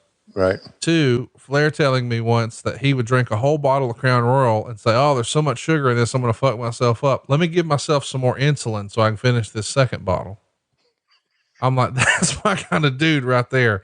I know I'm killing myself, but I really want to get fucked up. So let's try to counteract it a little bit. Which I guess is what I do when I put water with my vodka. And then, number 3, the old, we went on the boat with Wahoo. Wait, what? Yeah. Buckwheat and a fucking head scissor. Telling you, buddy, if there was ever a man's man in this world, he's the one laying on the mat right now. I mean, I just don't even know. What would he do? He'd go down there by candlelight. Looks like an old fucking pirate looking at a treasure map and just to blow on it, find the seam. Like what's going on down there? I don't know what y'all were doing back then. I don't get it. Huh. So what did his wife reacted to all this? She wasn't there. Oh, I thought she was at the table. She left the table. Oh, and then someone said, okay, that lady, has a squirrel in her pants, right? Kinda. Yeah. You know how Bozo the Clown had nothing on the top, but then like just gobs of hair on the side? Yeah. Well, apparently she wore a bathing suit that looked somewhat like his singlet here. And boy, you knew Bozo was there. Okay. Hey, so I'm seeing Wahoo and Oli here go at it. And I'm thinking how many times and how many arenas across the mid-Atlantic and Georgia did these two guys go at it? Jesus.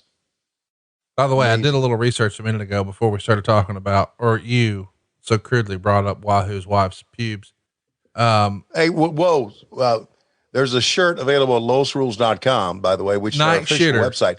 We have another one called boxofgimmicks.com, and a shout out to Ryan Duff. Yeah. Who's doing such great work for us over there. But the shirt is called You a Lie. And that shirt was made for Conrad. And that shirt is based on what we used to say in Craigsville when we would find this guy who did nothing but lie all the time, which is what Conrad has been doing a lot during the show. So Conrad, the shirt's for you. That comes in all sizes. It's called You a Lie. And when you buy that for your favorite person during this Christmas holiday, or if in fact you buy gifts for Hanukkah or the holiday season, I might say, and you buy that shirt and your friend or loved one puts it on, think of Conrad when you get the shirt on. Now, Conrad, what were you saying? I was saying that right now there is a 4 Horsemen hoodie over at boxofgimmicks.com, and even like a Yeti tumbler. And there's even one with your Schiavone face. Yeah. But maybe my favorite thing at boxofgimmicks.com is the hoodie that says any bitch can get it. My favorite bartender, Dre, he's been wearing it to work. He got wrote up twice already. Cassio Kid wears it on vacation. Any bitch can get it. It looks like just regular iron-on letters on a hoodie, black hoodie, white letters. And, well, it's going to up your street cred. Check it out, boxofgimmicks.com. But what I was saying before I was so rudely interrupted, and before we saw the Minnesota Wrecking Crew retain their titles, but you brought it up about Billy Jack Haynes, and let's see the replay here. Give us a little call here, Tony. Tell us what we're seeing. Oh, Wahoo McDaniel's got Arn in the corner. You see the referee, which is a very inexperienced referee. But watch out, Oli will reach through Arn, the leg, and Arn puts that ample belly down on the top of Wahoo, and Oli is holding the leg. My God, they stole the titles. But hey, here's Johnny Weaver. Track it. Now we're going to take a 15-minute intermission. We're in the green. Can you imagine a 15-minute intermission? Now we're back here.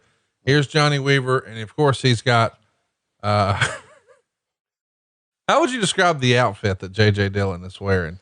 It would be Spirit of 76 with a tux. Who was that country music singer who supposedly had the huge dong, who dressed up crazy like this all the time? I don't know. Well, anyway, what's JJ saying here? A couple of things I want to say here, Johnny.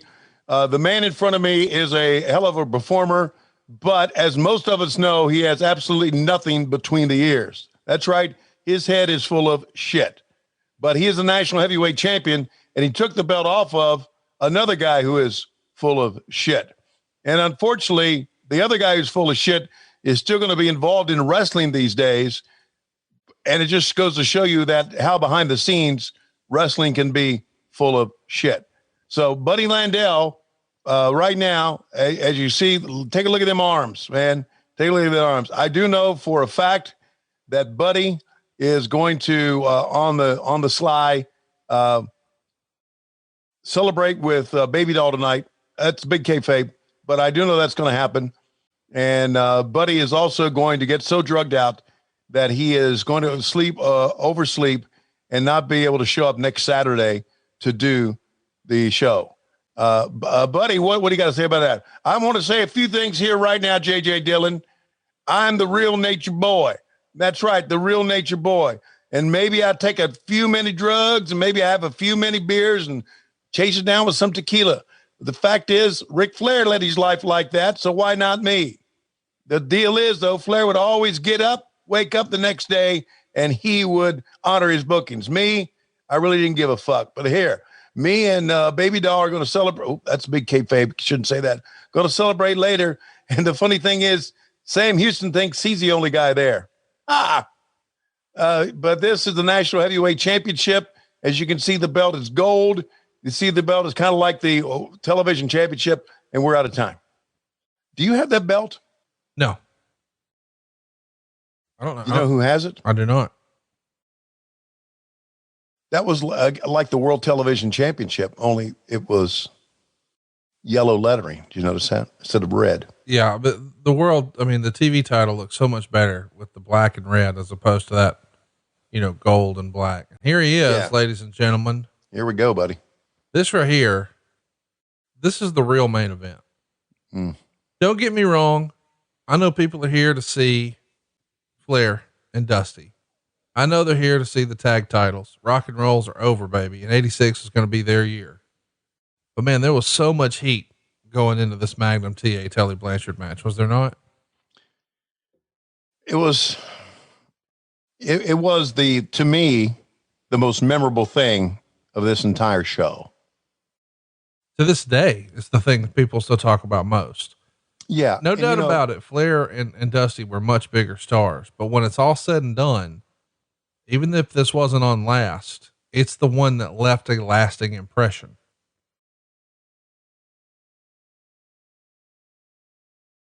Tully was always concerned about wrestling Magnum as a shoot because, as Tully told me, he said, Tully had a great athletic background. He being, as pretty much well documented, a former football player, quarterback, West Texas State, as the story went. And I really think that's a shoot. But Magnum basically wrestled and lifted weights. So he did not have I think overall athletic ability Tully Blanchard had. So Tully would say, he said, Terry lifts weights and wrestle. That's about all he's ever done. And sometimes he can be a little stiff in that ring. And that always kind of concerned Tully. But Tully had the look, though, didn't he?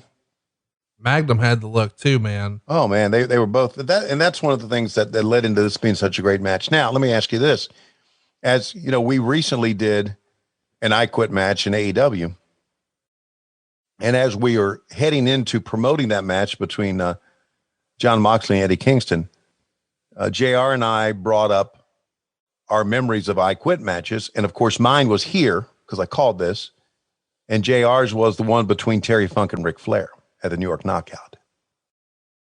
Can you compare the two? Which one is better? Or is it unfair to compare the two? Both are great. I think it's probably unfair to compare the two, because one's a cage match. And I think that dynamic changed a lot. I mean, you take out fence match. Sorry, go ahead. Yeah. Sorry. Fence match. Okay. And I got to tell you, this is the first time I've seen a fence match.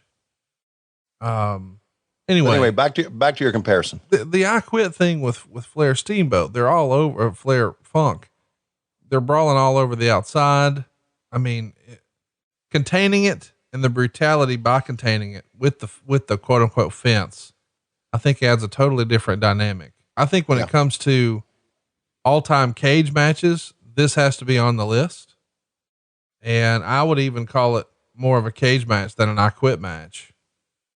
But yeah, I mean, as far as I Quit match, this is still probably the gold standard. But when I just automatically think of an I Quit match, I do go to Flair Funk. And I don't know if it's because it was the world title or because it was more something that I was watching in '89. I mean, here, as we're watching this show, it would have been 4. So I didn't see this live. Sure. So it was just a different time in my life as far as fandom goes. I still think of that I Quit match first. And then probably the submission match with Brett and Austin at WrestleMania 13. I mean, they're not calling it an I Quit match, but I mean, it's a submission match. It is. Well, one of the things that makes, and this is not, I'm not disparaging either match, but one thing that fans, when they think of I Quit match, think of Terry and Rick, is the fact that more eyes were on that match. Oh yeah. That was TV. a Clash of the Champions. Yeah. More people saw it than they saw this. So let's do a little callback for a moment. When I was talking about the guy who dressed up real crazy, but had the big hog, that's who JJ was trying to look like. Porter Wagner. That's who I was thinking of. Porter Wagner got you. I didn't know Porter Wagner had a big hog. Apparently he had a legendary hog. I learned that on Tales from the Tour Bus. Anyway, we talked a little bit about Billy Jack Haynes and when he was finishing up. The best I could see, his last Jim Crockett Promotions show. I could be wrong on this, but I believe it happened in Richmond, Virginia, about a month later, December 27th, 1985. He was in there with Nikita Koloff, and that would be the last we would see of him there. He showed up for the WWF, believe it or not, in Toronto on June 1st.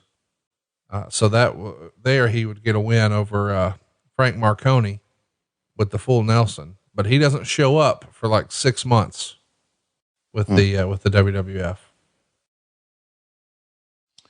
Well, after that show in Richmond, sometimes after that show in Richmond, he came to the office for interviews that day and everybody got their payoffs. Had a physical exchange. Yeah. As legend has it. Yeah. I don't know. Hey, I want to address something too that you had talked about earlier that I think it's worth as we get to Dusty and Rick to talk about. And that is announcers and the voice track in wrestling. Now I don't watch any sports on TV anymore. Nothing. But somebody brought up to me, asked me the other day about Joe Buck as an announcer. And I said, I like Joe Buck. And I know Joe Buck, it has fans. He has a lot of detractors too. Polarizing. Polarizing. And that's all based on this. I talked to a friend of mine. He said, well, you've always kind of liked the Yankees. He hates the Yankees. I said, he does? I said, and that comes across on the air? So, oh yeah. Well, Yankee fans feel that way. If you are a Braves fan, you probably think Joe Buck doesn't like the Braves. That's just the nature of the beast. That's your team. And he says something that he thinks is honest about the team. And all of a sudden you say, well, he doesn't like him. Lois Schiavone is the worst when it comes to TV announcers. The worst. So anyway, that's another story. So I said, I like Joe Buck. And why do you like Joe Buck? Because Joe Buck does not intrude on the action. Right. He holds back. And I'm only talking about the Joe Buck that I've listened to doing NFL football, not baseball, football.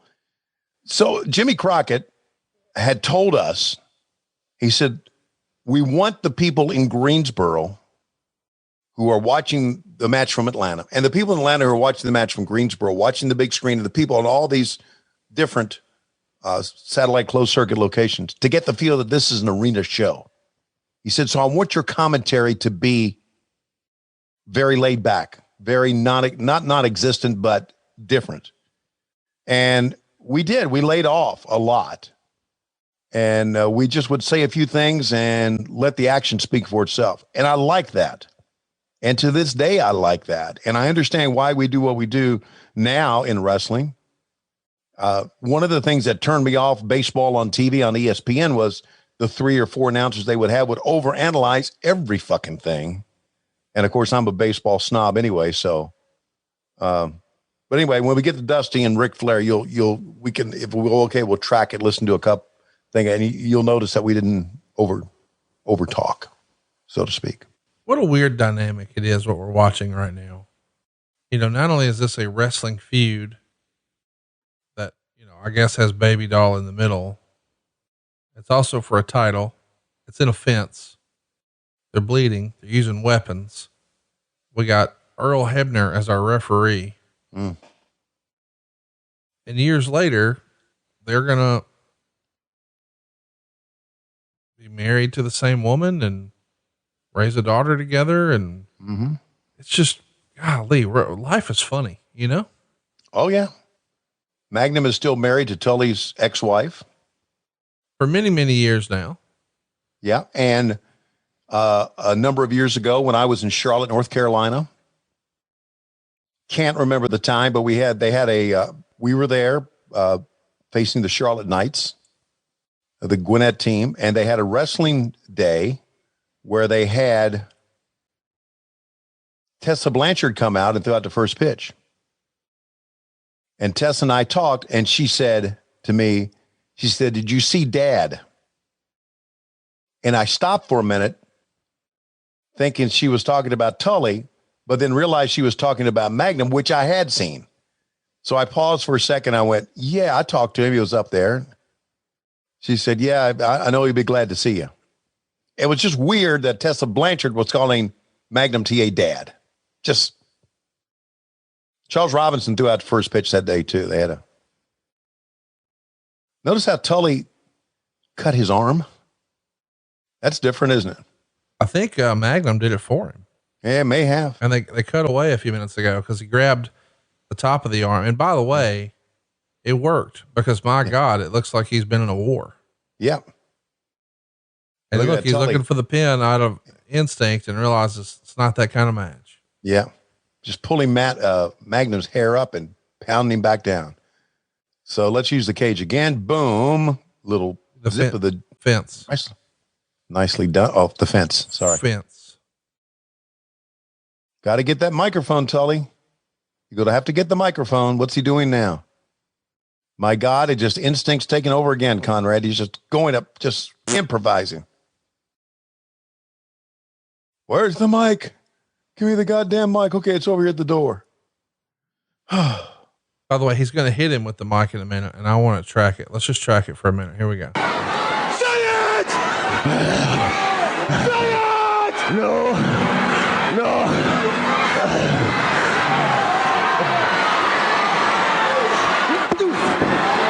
Man, hitting him with the mic, I got to tell you, that shit worked for me. And it sounds like a real war. Say it. No. Rambo in a fence. Yeah, man. Wow. By the way, I don't know if you're watching on video at home, but how cool is this little backdrop that Chris McDonald worked out for us, where it looks like we're on the old Crockett set? Isn't that fun? You need to, you and I need to go to Canada and kidnap him. We can't legally go.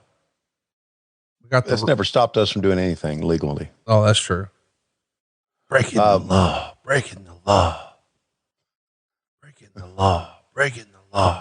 Look at Magnum, man. He got not only the microphone, but his crotch right down in Tully's nose.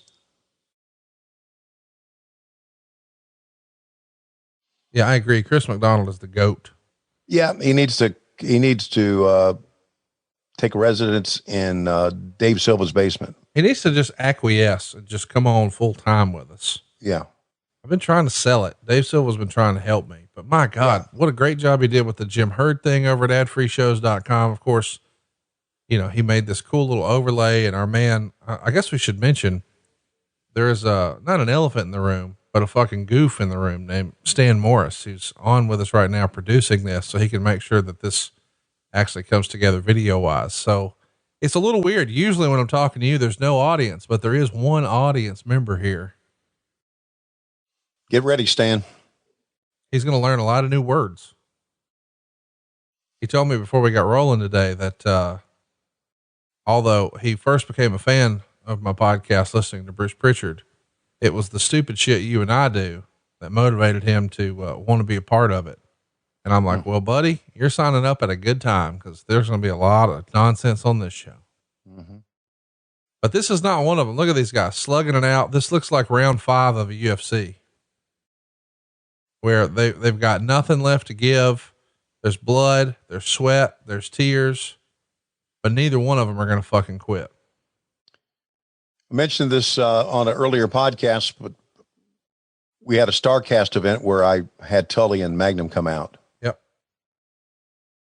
And as I'm watching this, thinking I'm seeing a great match, I'm just kind of wondering what's going through Terry Allen's mind, knowing this is his last Starrcade and this will be the last year of him wrestling.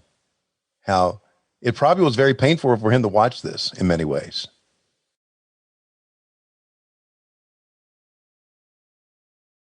But they both did a great job. And I asked them both about Tessa, and they both did a great job of answering that. I think a lot of people, when we first announced that we were doing this, thought it was going to be, cause Tessa was doing really, really well for Impact at the time. And there was a lot of conversation about her and her future and what she was going to do. And I think they thought that we were going to try to do some sort of Maury Povich bullshit. Right. I'm not interested in that. I want to talk about this match. Let's track it here. He's beating him with the mic, and you know I love that.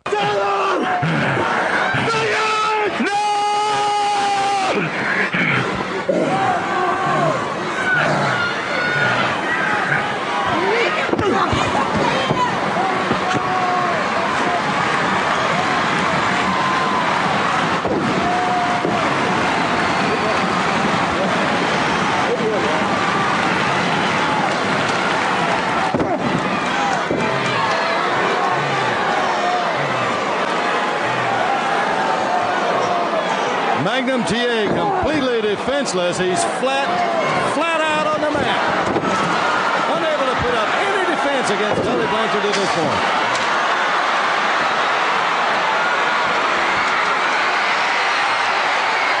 point. In comes the chair, and Tully's going to immediately break it on the canvas. It's the old school wooden chair, and wouldn't you know it, a perfectly shaped spike comes into play, and Tully, first of all, threw Earl Hebner down. Now he just kicks Earl in the stomach, and he's trying to put his fucking eye out. You want to talk about the drama? Let's track it. He's got a stake trying to drive it into the top of the head of Magnum.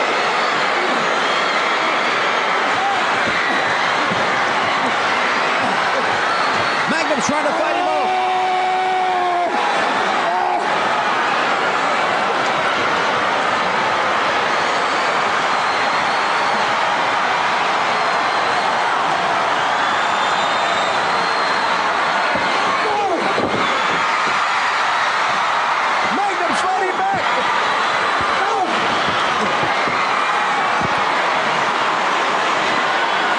Who's got it at this point?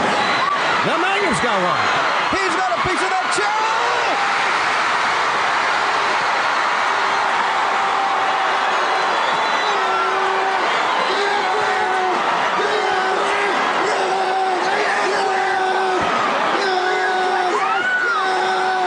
Tully saying yes. Tully said yes. Tully said yes. He said it. Tully said it. Magnum T.A. with that stake, and Tully Blanchard hollered yes.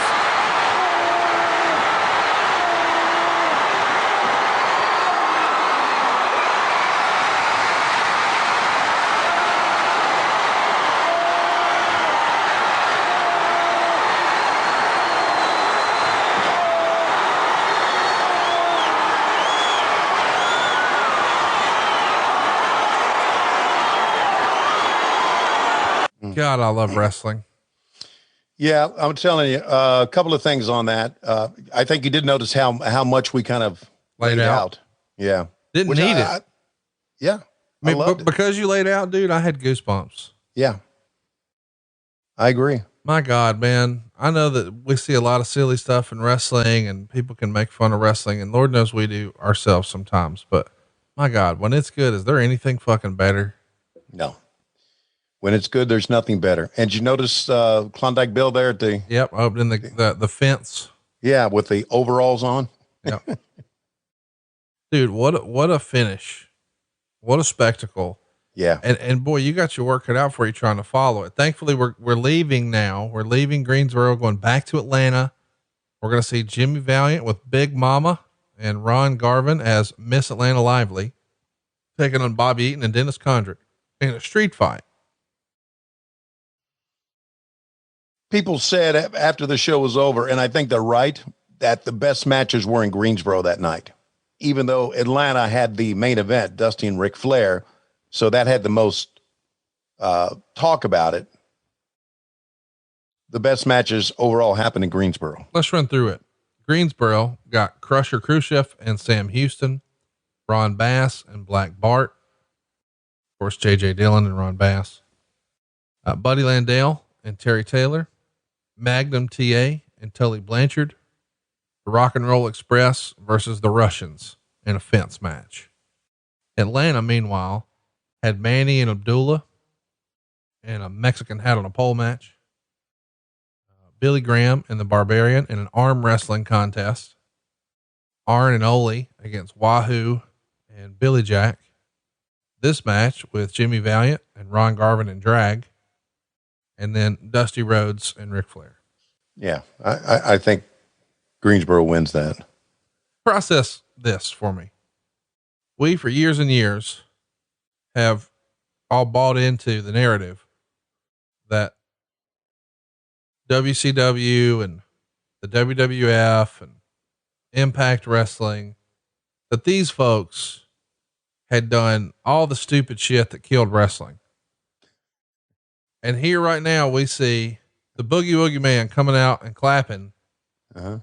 I mean, like he is a meth addicted paint contractor who just got paid and just made the pickup, and now he's headed down to happy hour.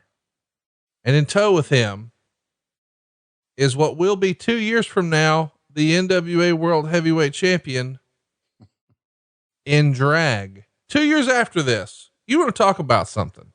Yeah. Imagine if 2 years afterwards, Katie Vick headlined WrestleMania as the world champion, but she didn't, you know? Yeah. She didn't. But Ron Garvin dressed up like a fucking woman here. Mm-hmm. And 2 years later, NWA World Champion. And by the way, nothing wrong with dressing up like a woman. Stan, our producer on the show, does it all the time. Not a big deal. However, this is a different time. And 2 years later, he's the NWA World Champion. There's a lot to unpack here, Tony. I'll give you something else to unpack. I've dressed up like a woman too. Who hasn't? I lost a bet once. Okay. It was a Monday Night Football bet. It was with a local radio station. Who hasn't? We bet a whole list of games with a guy who would it was the first week of the NFL, but a guy who had never watched football, and he beat me by one game. It was one of those fluke occurrences where there was a bunch of injuries and turnovers and crazy nonsense, because week one of the NFL can be like the Wild West. Well, he beat me. So I had to go down to Lane Bryant, plus size fashion, and I grabbed myself a skirt and a top. I got some clip-on earrings and committed to the bit and wore some Vibram shoes and made my appearance at the bar. I was a good sport. And then donated those to the big girls at Goodwill. That's wonderful. That's a wonderful story, Conrad. I think I have a picture of me in drag that I can probably put on WHW Monday. I would love for everyone to see you as a woman. We've known for a long time that Lois had your balls, but we've yet to see you with the long hair and the lipstick. Okay. Well, okay. We'll try to find it. I think I know where it is. Meanwhile, we've not talked about much, Jimmy Valiant's shooting wife, Big Mama Felicia, and the enormous bosoms. She had them things, son. It was amazing. She had them things. Jimmy Valiant, so much in love with Big Mama, tattooed on his knuckles, on his fingers, on one hand. Did you see the concrete bump that Bobby Eaton just took? No, I was looking at my hands. My God.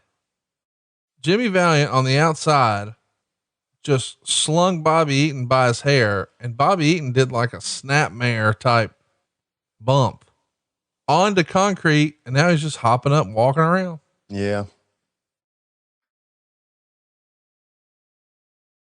Somebody asked me, I don't know, maybe you asked me, or maybe you've already asked me already. No. Where did I hear this? Here's age creeping up with you. Are you going to say any coherent words or sentences? Yes. Somebody asked me recently, is Arn Anderson the most underrated performer ever? No, it's Bobby Eaton. There you go. And I said, yeah, probably. And I talked the fact that the line that you and I always talk about, that had he been born earlier, he may have been an NWA champion. But yeah, no, Bobby Eaton is. How about Bobby Eaton's look here? First of all, he just punched a woman in the face. I didn't think we liked intergender matches, but here we are. Anyway, it's Ron Garvin and drag. Wait a minute. Stop it. You don't know that. This is Miss Atlanta Lively. He pulled something out of his boot. Yeah. So he's got to cheat to beat a woman now. Yep. You know what that means? He's from fucking Huntsville. Why are you shitting on Huntsville? What Huntsville? Well, I mean, you've been known for being like the Redstone Arsenal. Well, Redstone Arsenal is where they manufacture nuclear weapons to murder the whole earth. That's what I'm saying. So if you're going to do that, why not be known to punch out a woman? That's the way you people are up there. That's just unfair. Not true. I know, and you're also known for space shuttles and rockets and First Family Mortgage. What else? And Bobby Eaton. Bobby Eaton, Dave Silva's home. Jesus Christ. What's going on here? Pants off of missing. I don't think you're supposed, ladies and gentlemen, don't ever tear a woman's pants off like this in public. No, my God, especially one that's dressed up so nicely as the soon to be world heavyweight champion. They're trying to dim the lights because they don't want his bits to fall out. He's committed to this, by the way. He's wearing heels. Yeah. He doesn't have to wear heels. Maybe he just likes the way heels make his ass look. I don't know. Yeah, I think I'd said this before. There was always talk. I think I said this when he knocked out Ric Flair in that date with Precious, that Ronnie always liked dressing up like this for some reason. Well, it's probably fun. I'm sure he's having fun in this match. That's what I'm saying. Yeah. And it's been well established that you sometimes dance around the house right out of the shower. You tuck your Franken beans back between your legs, dance in front of the mirror, the wild horses, and then say, "Would you fuck me? Or fuck me?" No, that's not true. But I can tell you this, that we have a brand new front door here at the house. Oh, really? Yeah. Which is, it's not a privacy door. It's one of those doors with a lot of windows on it. Yeah. So I can no longer walk down the stairs after a shower naked and go talk to Lois in the kitchen. I have to walk down the back stairs now.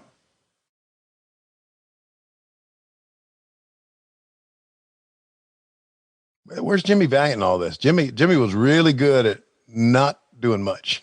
That's one thing got him a lot of heat too.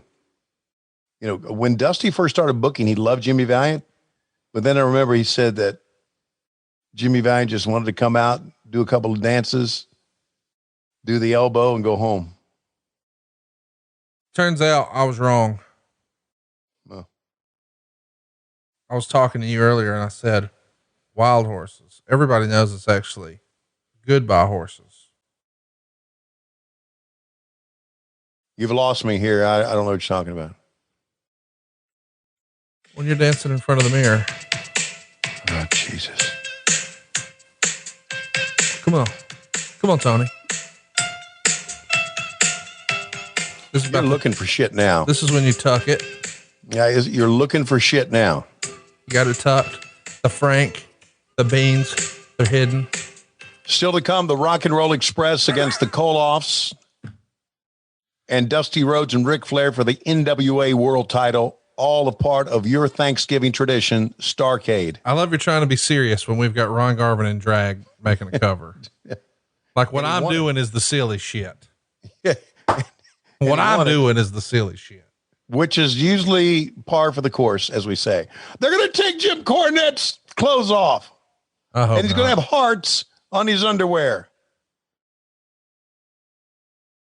Why was that a rip? Like, why was that supposed to be the heat thing? Let's draw hearts on there. I don't know. I don't know. What he needed was some of those new Manscaped boxer briefs. Yeah.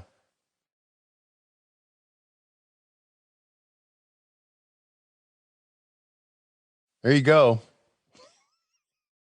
The boogie man, baby.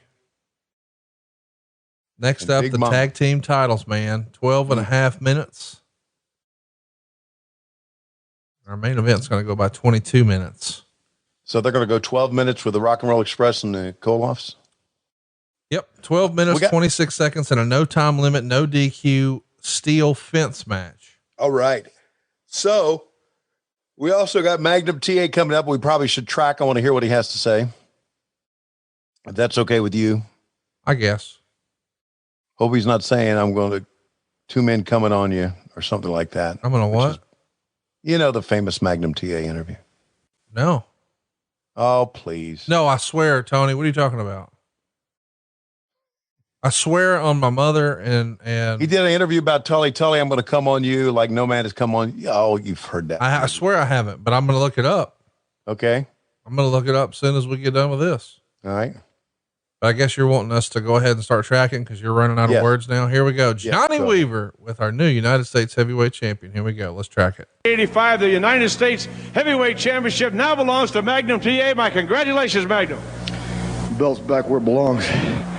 Tully Blanchard, this should never been in any kind of I quit match. That isn't wrestling. That's what it took to get back what was rightfully mine. But now things start all over again because now the United States heavyweight championship, the most prestigious belt in the world, bar none, except the world's heavyweight championship, is back where it belongs. Tully Blanchard, you and I have done it all over the country. We've wrestled with this thing many, many times. I'm not putting it up in any closet anywhere. Anybody, Nikita Koloff, Buddy Landel, anybody out there, Arn Anderson, this belt right here is a fighting champion's belt. I've had the taste of it before. I just went through the battle of my life. I think I left a little something on me in that ring, maybe something I'll never get back again. But I can assure anybody out there, anybody at all that has any aspirations of taking this away from me, you better think twice, because the United States Heavyweight Championship belt and Magnum T.A. are going to be together for a long, long time. Anybody out there that thinks they can do something about it, put your name on the dotted line, brother. I'm not a hard man to find. I'm Magnum T.A., United States Heavyweight Champion. Well, that's pretty good. They've done it all over the country. What? He said, we've done Tully Blanchard. We've done it all over the country. Mm-hmm. There was your line. By the way, that promo you're talking about was from July of 85. I'm going to come on you like nobody's ever come on you before. I found the post on Reddit, and the first comment that was voted to the top, Magnum T.A. was always known as a real shooter. I love wrestling fans. July 27th, 1985 is when that promo happened. I almost played it, but yeah, we'll watch it another time. Okay. Coming to the ring now. Some fake Russians. Satoata. I like the red light, by the way. I think I may be wrong here. And I'm sure Nikita, since he has gone into the ministry and has probably talked about this openly. I mentioned earlier, he changed his name to Nikita S. Koloff. I think he did that not only because of the business, but also because he didn't really care that much for his family. That there were real problems within the family that he wanted to separate himself from it. I don't know if that's true or not, but I mentioned that Nikita and I did do some riding around together, went to some towns together and talked. I drove him around a couple of times. And as Arn Anderson said, of course you're driving him around. Nobody else likes him. Nobody else wants to ride with him. But I think that was part of the thing. I liked how Rock and Roll Express had the blue lights too coming in. It's a nice little change of pace. Yeah.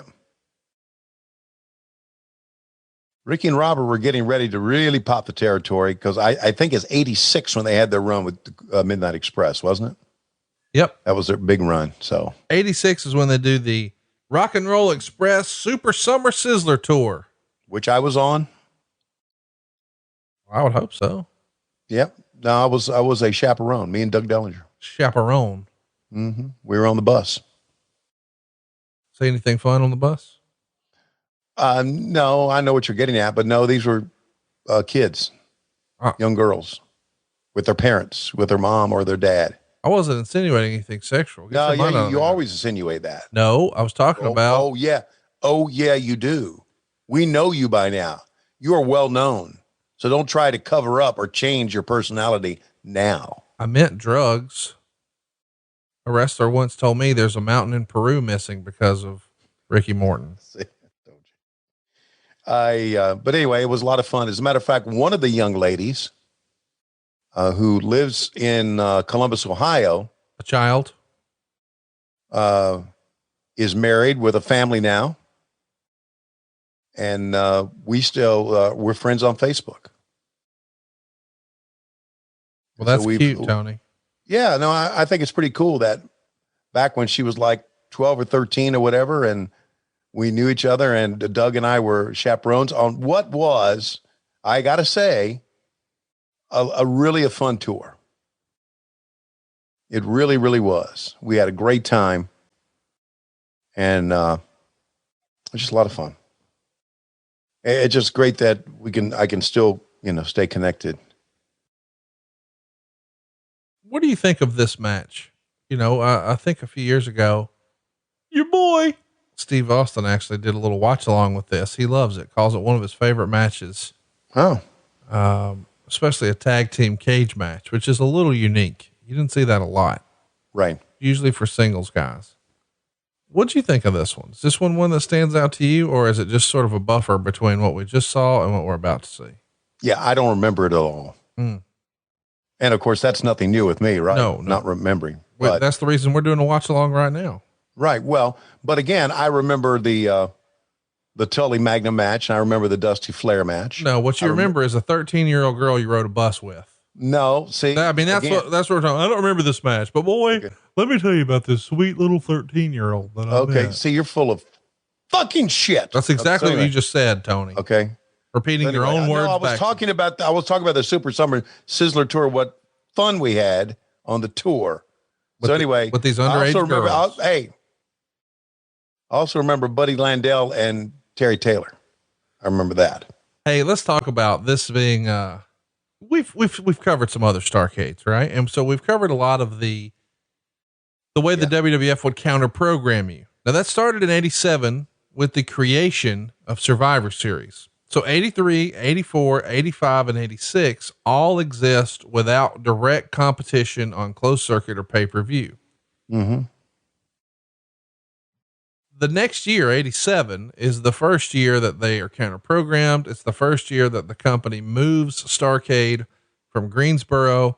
It's right after the Watts acquisition. It's not good stuff. And we're going to watch it tomorrow with Jim Ross on Grill and JR. We're doing a Starrcade watch along tomorrow as well from 87. So be sure to watch that one. And we're going to talk a lot about the dynamics and how Vince was trying to really issue a death blow to Jim Crockett Promotions. Yeah. It's known as the sabotage of Starrcade. Well, it is. Well, anyway, I'm saying all that to say this. On the 28th, the same day that you guys are running this show, Starrcade 85, the WWF is running 2 shows on Thanksgiving, which is kind of hard to imagine. But at the time, the company is the WWF is more focused on the AWA. Allow me to explain. They ran Hartford, and we had the Hart Foundation taking on Lanny Poffo and Mr. Wrestling #2, Andre the Giant and King Kong Bundy. But in the main event, Hillbilly Jim and Tito Santana, who's the Intercontinental Champion, took on the tag champs, Greg the Hammer Valentine and Brutus Beefcake, in Hartford, Connecticut. Now that's not the big show. The big show is in Minneapolis, and they're going head to head with the AWA in Minneapolis on Thanksgiving night. And on the card, we've got Hulk Hogan working with Randy Savage. Mr. T is there. Bobby Heenan is there. And then of course the last match that night is Paul Orndorff and Roddy Piper, a little bit of interference from Bob Orton Jr. But it's just fascinating to me that even here, Thanksgiving night in wrestling had become a thing, right? Nationwide. Everybody was programmed to to tune into wrestling. All the territories had their big shows on Thanksgiving night. Well, the company, the WWF here, they're not focused on Jim Crockett. They're focused on the AWA. And it's probably because they got a lot of their big talent from the AWA, like Hulk Hogan. So Hogan Savage in 85, years before the Mega Powers, is happening in Minneapolis that night, just to fuck with Vern. They're not even really paying attention to you guys tearing it up down here. Remarkable to me. Yeah, I agree with all of that. And it just a snippet of, just how vicious the wrestling wars have been through the years. And they were becoming, at the time he had been in more of a feud with Vern and going back and forth. And famously, Vern was trying to bribe people to break Hogan's leg, and, Hulkamania was born in the AWA, and they're taking his ideas and taking them national and blah, blah, blah. So it's just fun to look back and think, well, this is before even the Crockett WWF feud is really a thing. By the way, in my research, this is totally random and I have no reason to even mention it, but the night after Thanksgiving, that same Minneapolis crew would run Richfield, Ohio at the Coliseum, sell out with 20,000 fans in attendance. And it's Hulk Hogan beating Jesse Ventura with a leg drop on top. Wow. And knowing what we know about those guys, that would have been interesting to see. Yeah. But though, back then, and it kind of changed throughout the years, but back then, even when guys had a problem with each other, they were businessmen. Oh yeah. That obviously changed in the 90s, but back then it's not. Oh,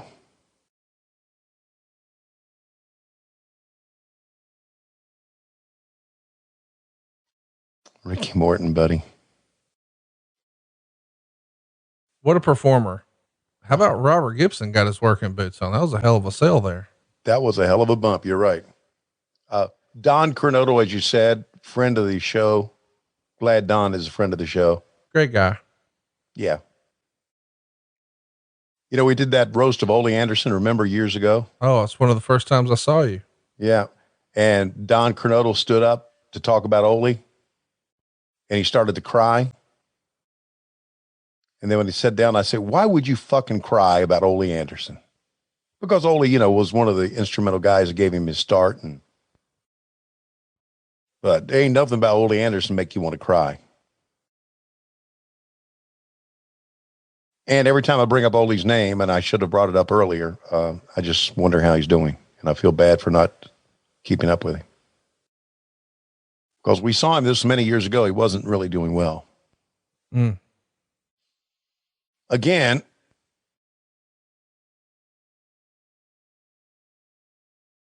You started and you didn't finish. Yeah. I don't want to go into that story. Oh, well, you can't do that. We're friends. Yeah. You can't start a story and not finish a story. We need to hear the finish of the story. Give us the finish. Well, no, again, it just, the things that guys put their bodies through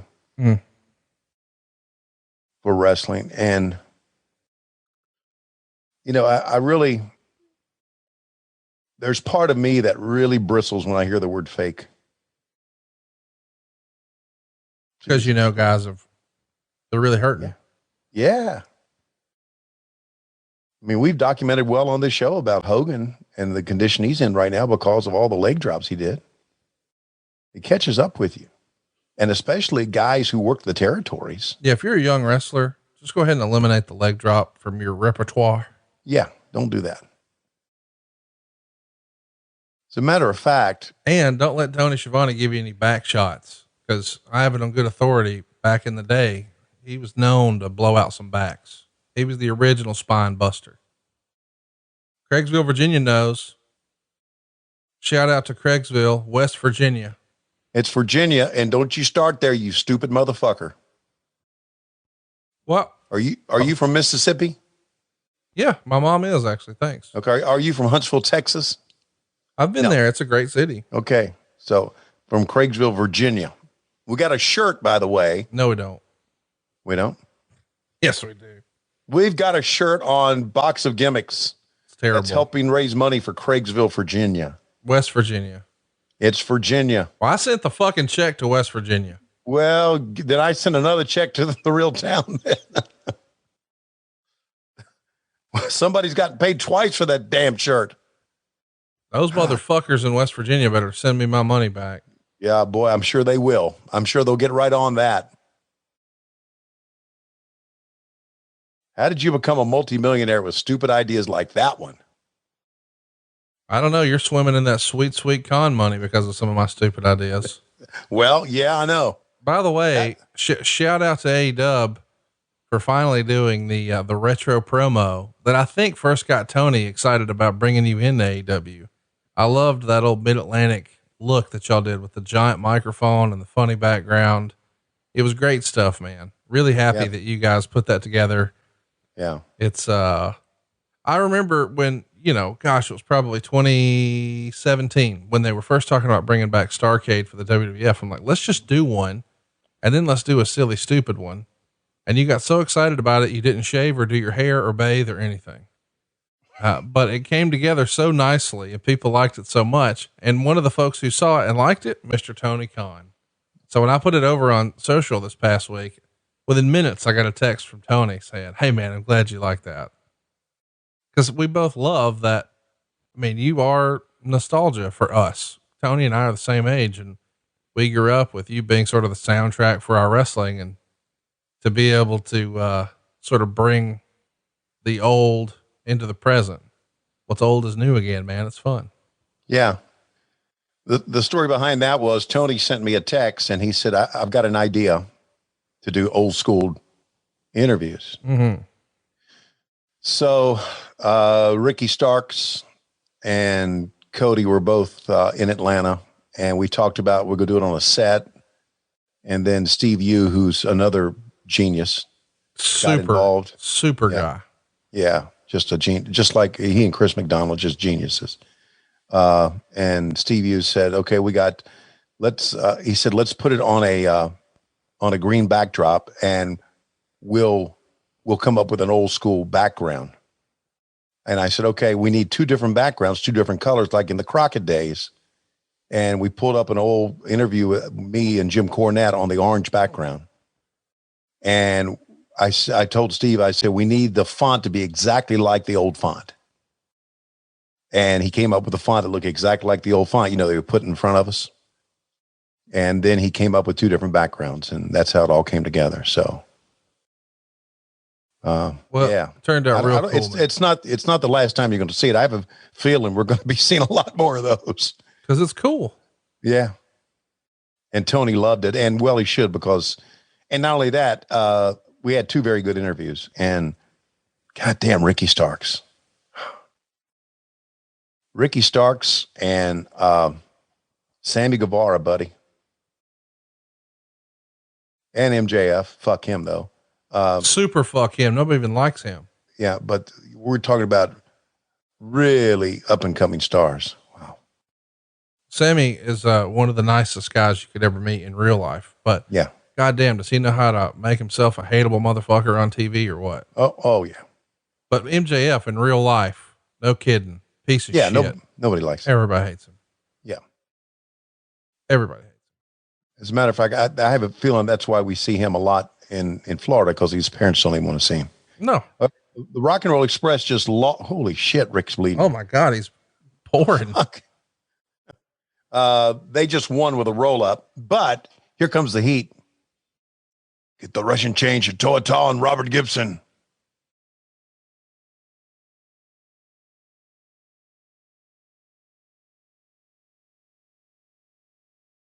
I don't know why, but the way Robert Gibson sells when he's on his back with his legs, where he just kicks them out, just tickles me every time. Some pretty good heat here. That's like the safe way to do a doomsday device right there. Don Kernodle down selling as well. Oh God, the chain. That looks like Matt Coon trying to get out of my recliner. Yeah. Is there nobody helping out? Oh, Denny Brown. Beat up Denny Brown's ass.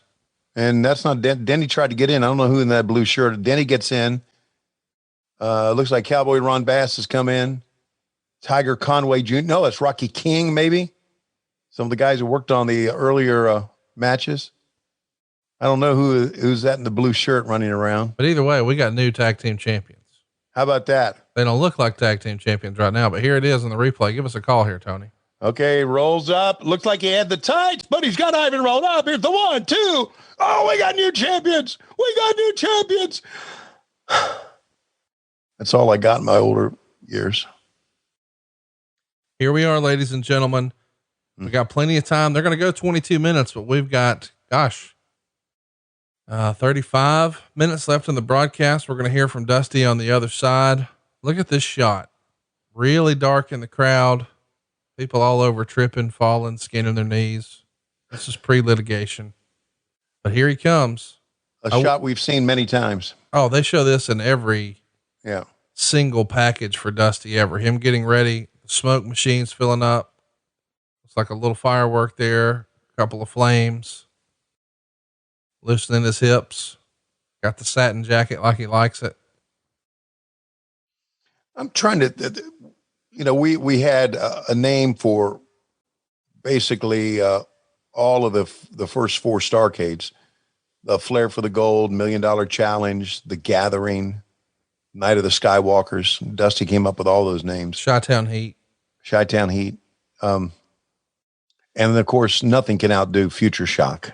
What the fuck? Collision Course. Collision. So, but he came up with the names, and I'm trying to think of where The Gathering, if I'm right, it has something to do. Dusty was a big fan of Westerns, cowboys and Indians. If I can use the word Indian anymore, I've already said midget. I'm sorry for saying that, but, there's something about The Gathering. Here's a shot we've seen a lot of too, of Flair. Yeah. I got the little strobe light effects.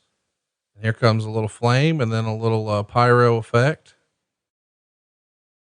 So The Gathering, I think, has something to do with some sort of Western theme. I don't know. Maybe not. Hey, Tony, fucking magnets. How do they work? Well, one is negative and one is positive, and then they attract. The Gathering is also the convention that the Insane Clown Posse puts on. That's the reason I said that. Oh, gotcha.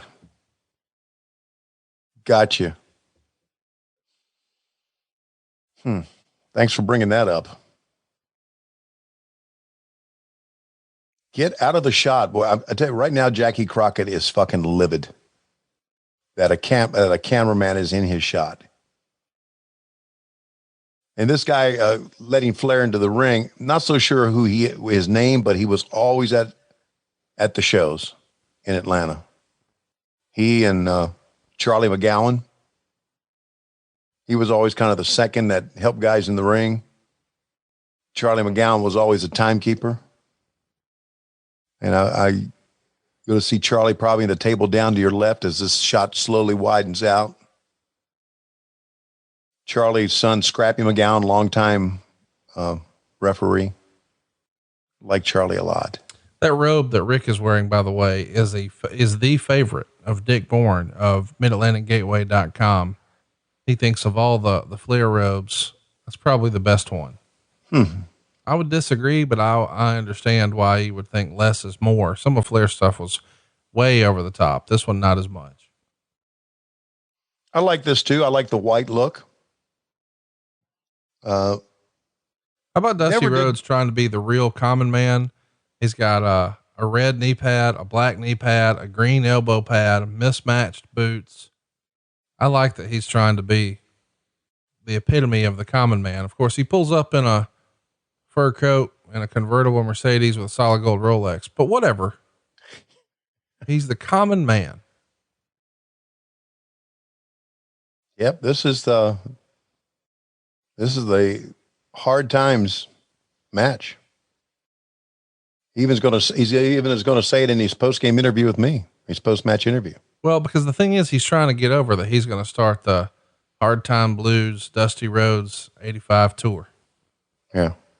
Which in these days, I know some people don't get the reference, but back then, you know, you didn't have all these other ancillary streams of income for licensing and things like that. So right. The way a band made a bunch of money is they sold a bunch of albums, but then most importantly, they went on tour. The big money was in tours. And so, you know, if you were a big musical act in these days, you were on the road all the time and you called it the so-and-so tour, and you had a tour shirt and graphic and album cover and blah, blah, blah. Well, so that's what Dusty's trying to do here, is mimic pop culture and the Hard Time Blues. Look at this strut, baby.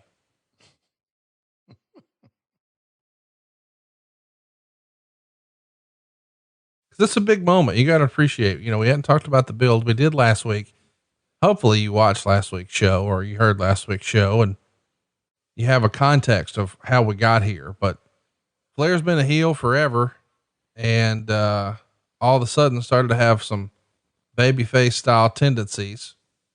And when they came and tried to put the beat down on him, they being the Russians, Dusty Rhodes came to come help make the save. Mm-hmm. Flair warned him not to do that. Don't stick your nose in my business. Well, when they started beating up on Flair again, he couldn't help himself. Dusty went to help. And then of course, here came the Horsemen. Ole and Arn Anderson are going to lock the cage and they're going to put hard times on the American Dream, Dusty Rhodes, and put him on a shelf and put him out of action. So he can't feed his family, can't pay his wages. He cuts the hard times promo and sells this event. And here we are. And he's strutting, baby, after that flip flop and fly. And that's why the different boot, the left boot, the white boot is not his normal boot because that was the broken foot. We got to watch that show one day, but they did a whole segment on TV where they talk about how this boot will allow him to return to action. His career was supposed to be over, but not anymore. Yep. Not thanks to this particular boot, which offers additional support and allows him to perform. There were two doctors, orthopedic doctors in Atlanta. And one was very, very cautious about how he would say things. In other words, he would say, a person who would have this type of injury, instead of saying Dusty Rhodes has this injury because he knew it wasn't. Yeah. The other doctor who worked with him was Dr. Sam Awida, he and I were good friends. I don't know if they ever had Sam do anything, but Sam would go into full work mode, buddy. Yeah. Cause he knew it's just entertainment. Who gives a shit? Right. Exactly. He didn't give a shit. So I love the fucking doctors worried about his credibility. Yeah. Let me write this down, man. I haven't talked to Sam Awida in 20 years, maybe 25. Hey, while you're writing that down, cause you write down number 2, find Conrad's fucking belt. Cause you go ahead and just, we found your fucking belt. Well, where is it? You cocksuck. Go to Petco Park in San Diego and either talk your way into it because you've been able to talk your way into all kinds of shit or break in the middle of the night. Help me understand. I don't know, get Stan to do it for you. Stan, I know you're listening. Get a baseball bat. Go. It's the off season. Go in the Petco Park, break the trophy case and get that fucking belt. So he'll shut the fuck up. Stan's held enough people up for belts. That's not the business he's in anymore. He's retired. He's no longer holding belts hostages. Well, anyway, I'm writing down Sam Awida's name. Write down, get my fucking belt. Okay. One, Sam Awida. You promised to give me the belt. You didn't promise to tell me where to commit a fucking B&E. Okay. By the way, we found out where the belt is. It ain't in the attic. Okay. Yeah, no shit. It ain't there. Thanks for all your help. Where were we here? Oh, we got a great match going. Talking about how you fucking lied. No, we don't. No, you a lie. You a lie. No, I'm not a lie. No, you a lie. I'm a lazy prick. I just ain't going to the. Been well established. You a lie. Hey, by the way, what song? Of course, it's ripped out here. What song did Dusty come out to? Do you recall? Yeah. I know once upon a time he came out to stuff like you can't judge a book by its cover. No, this was Bob Seger, Old Time Rock and Roll. Okay. I thought it was a rock and roll song. Yeah. Because I remember he did that, but I thought Didn't the Rock and Roll Express come out to that too sometimes? What was their song? Wow. It wasn't Bob Seger. I don't know what it was. So I did a little quick cursory search of The Gathering for Western shit. Yep. And it turns out that the year before they did start something called The Gathering, and it's called the Cowboy Poetry Gathering. Started in Nevada, where Western ranchers and cowboys would gather to share poems about their lives working cattle.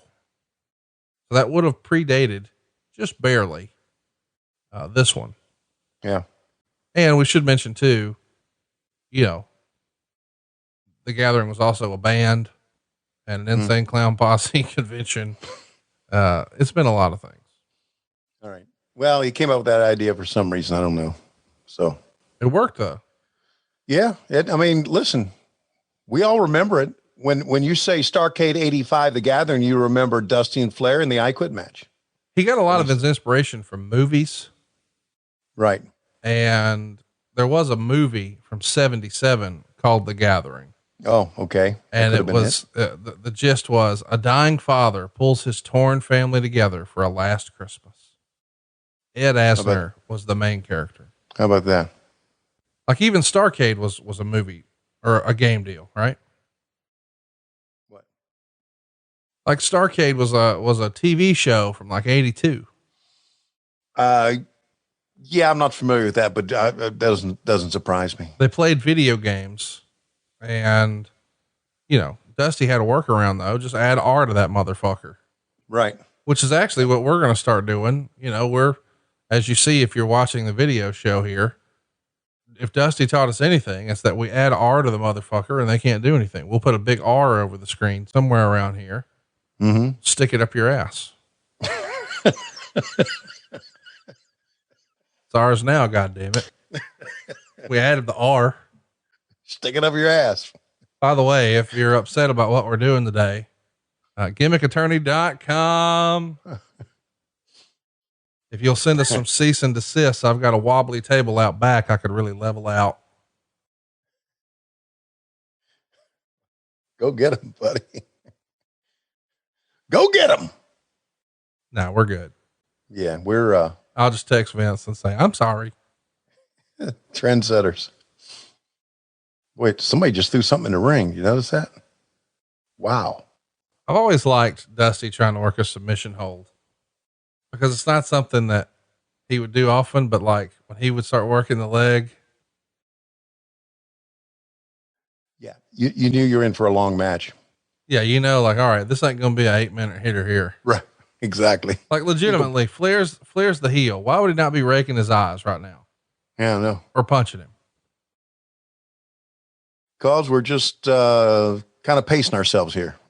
Well, because he knows, hey, Dusty needs to catch his breath here. Right. So he's trying to do a submission maneuver, but he's not really put a lot of thought into it. Just I'm going to grapevine this between my legs here. Yeah. Another reason that. Look at that though. Yeah. Before he does anything, he holds him, makes him beg off, and he looks to the crowd. What should I do? What should I do? Remember how he hurt my leg? What should I do? Right. For the arena boy, this shit worked. Yeah. It's one of the things that there's so many intricacies of wrestling that made it, that has made it just a wonderful thing to be a part of and to watch as a fan. And we're seeing part of it now. We're seeing two guys who in effect are teammates.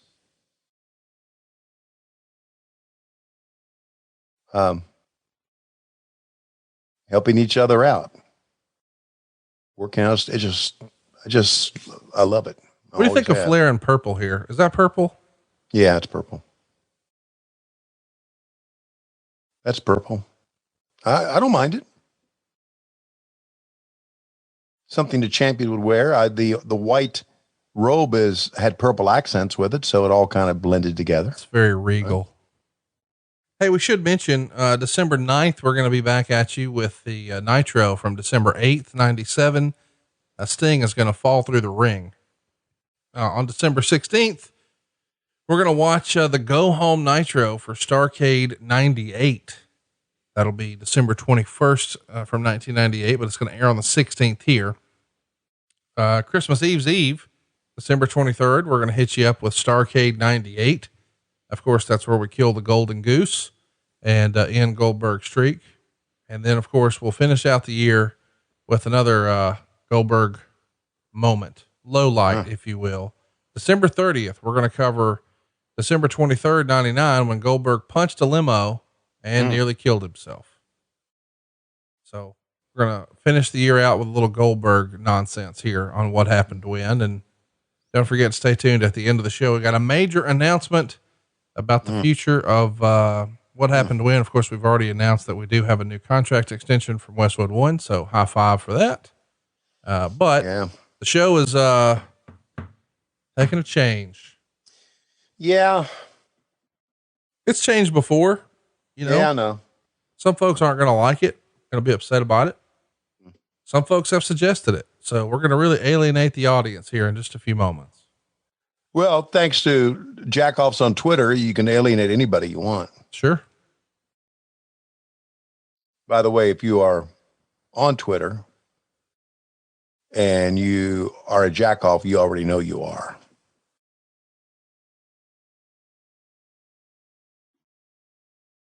That should be a hashtag, Twitter jackoff. You think so?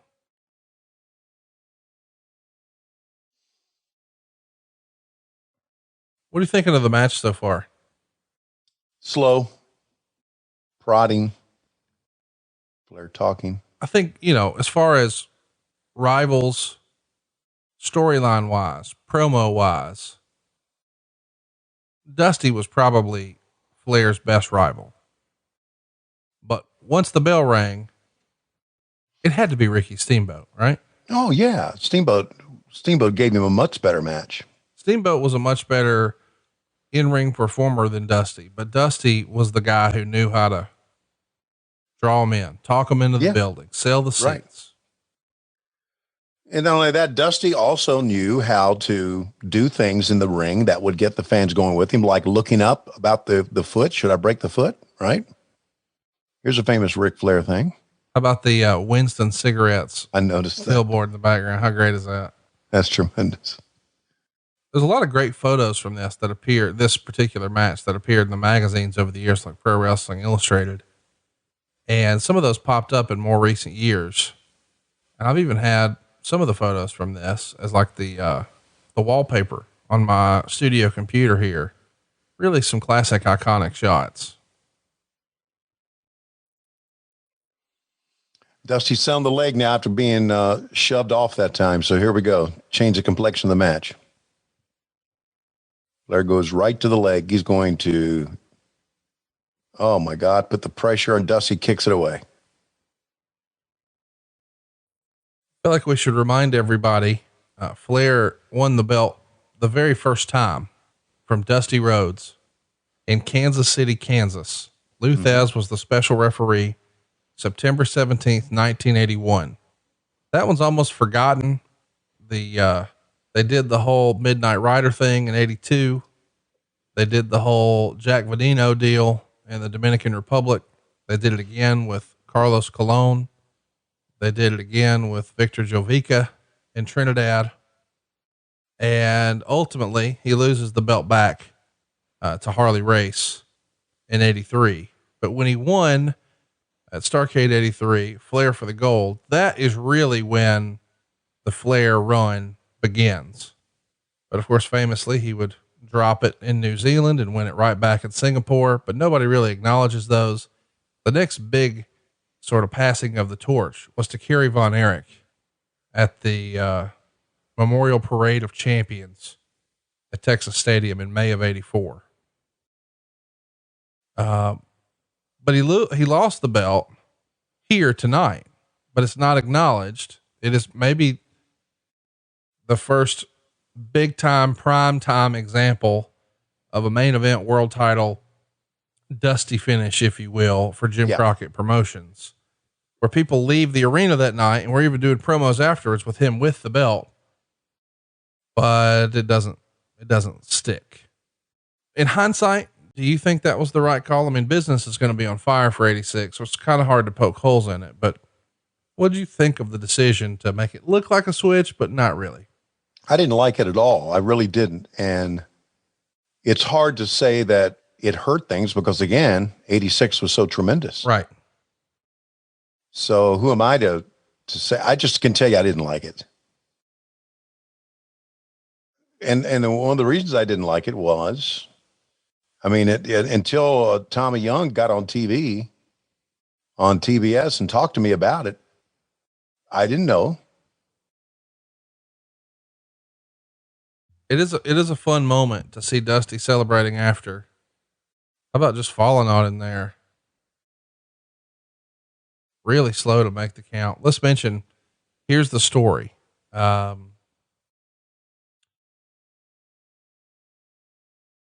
exchanging attacks, Rhodes performed a clothesline, pulled Flair into the referee, knocking him outside the ring. Rhodes applied the figure 4 leg lock as Ole and Arn Anderson came down to interfere.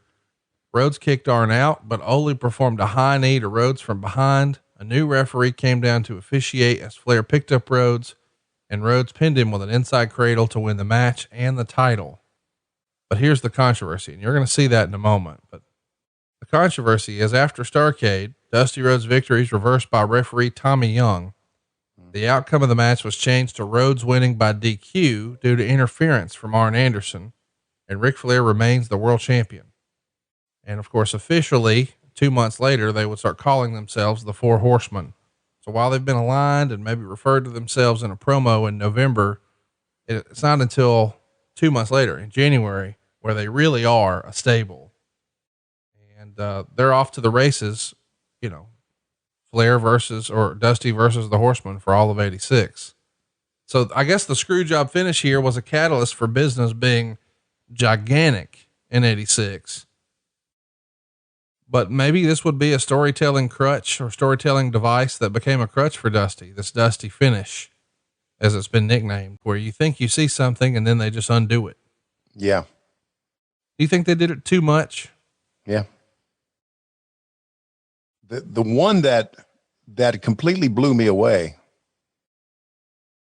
was Tokyo Egg Dome against Flair and Fujinami. When Fujinami beat him and Flair returned with the title. Because I remember asking Dusty, I said, how are we doing this? How is after, because that, you know, JR and I went there and called the action. Right. How are we showing that he got pinned, but the next thing we see, Flair is still the champion? And Dusty almost said something to the effect of, and I'm not going to remember the exact words, but I remember how it came across to me. Something to the effect was, he's coming back to the States with the title. They need to try to figure that out on their own. In other words, they being the NWA. I didn't get it. Well, and I don't know what the upshot was of that, but to me, that was the worst, quote unquote, Dusty finish. If that it could be called a Dusty finish, I don't know, but in a way it was. You see a guy get his hand raised, but he doesn't end up with the belt the next day. Well, how about this? Tomorrow, Jim Ross and I are going to watch Starrcade 87. And we think we see the Road Warriors win the tag titles in Chicago, their kayfabe hometown from Arn and Tully. Mm-hmm. They leave with the belts, but It's overturned. It didn't happen. Yeah. Again, too much of that, right? It works once in a while. But then you start to wonder, should I even get excited about this, or will it be undone tomorrow? Right. Exactly. And there's the rub, man. There you see, you said it right. Should I get excited about this? It's going to change tomorrow. Why should I? And we know that's been your attitude for a long, long time, which is why you've been Schiavoneing everything. I know that I don't Schiavone things anymore. Really? No, I don't. I don't Google. I don't laugh. I don't listen to music. I don't enjoy humor. I enjoy humor. Oh, okay. I feel like I love Bill Burr. I love, what about real comedians like Corey Ryan Forrester? Cassio Kid, Shuli Agar. What about Ron fucking Funches? Okay. Ron Funches, I love. Hey, here's the deal. Those other three little miserable pricks. No. Can you just admit that you're gay for Ron Funches? I'm just gay saying. For Ron. Nothing wrong with that. I'm just saying every time I put over Ron, you co-sign real fast. And I wonder. Yeah, I do. Because Ron, number one's a friend. Number two's a great guy. And number three is just a very good comedian. No, I'll tell the truth. Your daughter's low-key obsessed with Ron. You're trying to get she loves graces. Absolutely. Why don't you just text Ron and say, will you be nice to my daughter? And he will. He's a nice guy. Yeah. Well, he was. I told you what he did. He FaceTimed her on her birthday. And yet you act like Corey Ryan Forrester wouldn't do that. He'd cut a promo for her as the Buttercream Dream. Yeah, he sure would. And then Laurie would say, who the fuck is he? Well, that's fair. Buttercream Dream. How crazy is it to be just changing the channels and there's our pal Ron Funches on TV? Something else, man. It's like, wow, we know like a real life celebrity. Mm-hmm. Hey, by the way, did we talk about the fact that he got married? We did. During the pandemic. Yeah. Styling and profiling too, by the way. Here comes your finish, the clothesline, right? And he puts him on top of Tommy.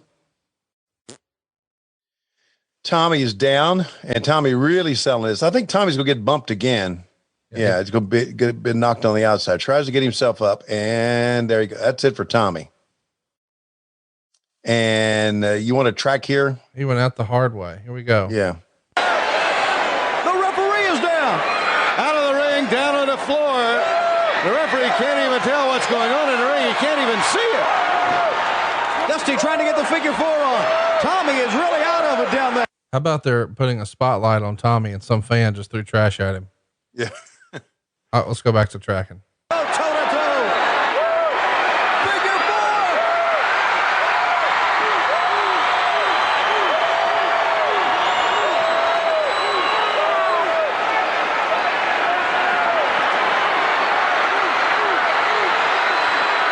And unless a referee gets in there, it's to no avail. Here's Arn Anderson.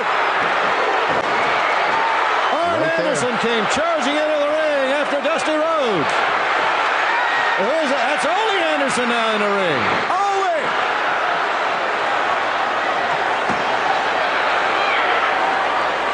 Ole! Ole caught Dusty. Was that the weakest fucking high knee you ever saw?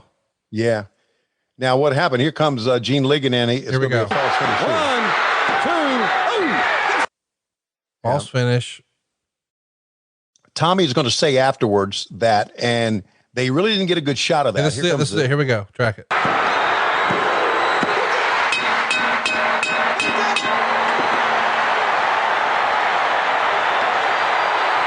Rhodes has done it.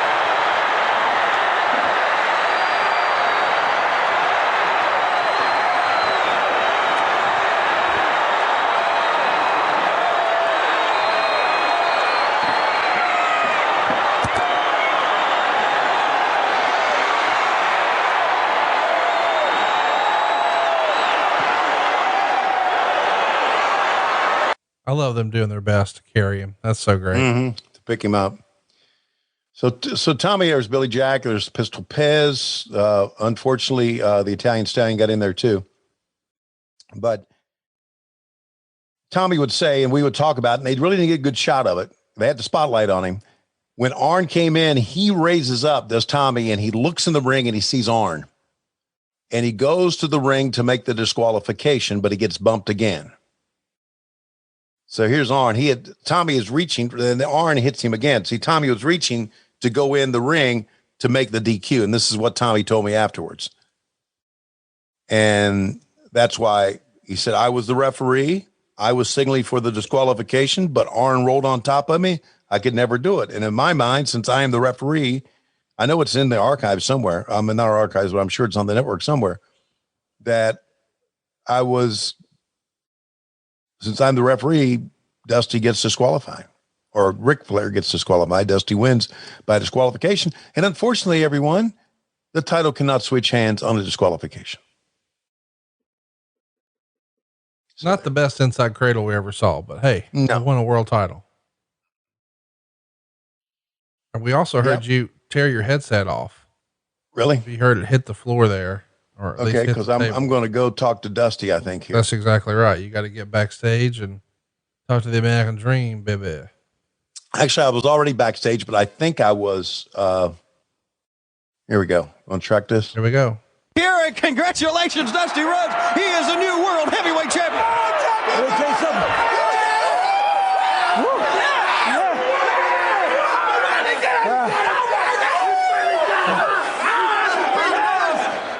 This is a moment. This is a moment that is going to live in wrestling history. Congratulations. It was a long road back for this man, the American Dream, Dusty Rhodes, and deservedly enjoying this moment. Billy Jack Haynes is here. Deservedly enjoying this moment. Dusty? We got it, Daddy. Let me tell you something. We got it. Way back when Dusty Rhodes said this was for the textile workers, auto workers, car workers, all the blue-collar people across this country, this great land. The American Dream came back from the bottom and is now world heavyweight champion, and I'm going to be that way for a long time. My man Chief, we here, Daddy. Nobody can beat the people. Nobody can beat the world. And nobody can beat the American Dream. The new world heavyweight champion is the American Dream, Dusty Rhodes. And Bob, it was a night, like we said at the top of Starrcade 85, a night that wrestling fans will never forget. And what a way to climax the night. As we said, wrestling history made tonight, Tony, and it certainly was. Look at the champions, the new champions that we crowned during Starrcade 85. We had a new Mid-Atlantic heavyweight champion, a new national heavyweight champion, new world tag team champions, U.S. heavyweight champion, but to top it all off, Dusty Rhodes is the new NWA World Heavyweight Champion. And that's the third time around, you know, and maybe the third time around is going to mean that he's going to hold on to it for a long, long time to come. I think so also. And you know, Bob, Starrcade 85, The Gathering, what an event. Tony, it certainly was that. And all of you wrestling fans all around the country, Starrcade 85, The Gathering, this tremendous event brought to you by Jim Crockett Promotions, who this year marked their 50th anniversary. 50 years ago, Jim Crockett Sr. started Jim Crockett Promotions, and you, the fans, have certainly helped to make what it is today. So, a round of appreciation to all of you wrestling fans who have made Jim Crockett Promotions what it is. And Tony, I guess at this point we can just say, hey, see you at Starrcade 86. Starrcade 86. It seems like a long way away, but I know right now one moment that is going to live in my mind for history is when that Dusty Rhodes rolled up Nature Boy Ric Flair and pinned him. He is a world heavyweight champion. We will see you at Starrcade 86. Were you wearing a fucking short sleeve shirt underneath that jacket? No. But notice how Bob and I were jockeying to grab the mic. Yeah. And what I liked is when he came up, you showed him all the respect in the world, just handed him the whole mic. Just here you go. You're Bob Cottle. I'm a slapdick from Craigsville, West Virginia. Yeah. Here's your microphone. Don't think that whole thing was not lost on me that whole night being able to work with him.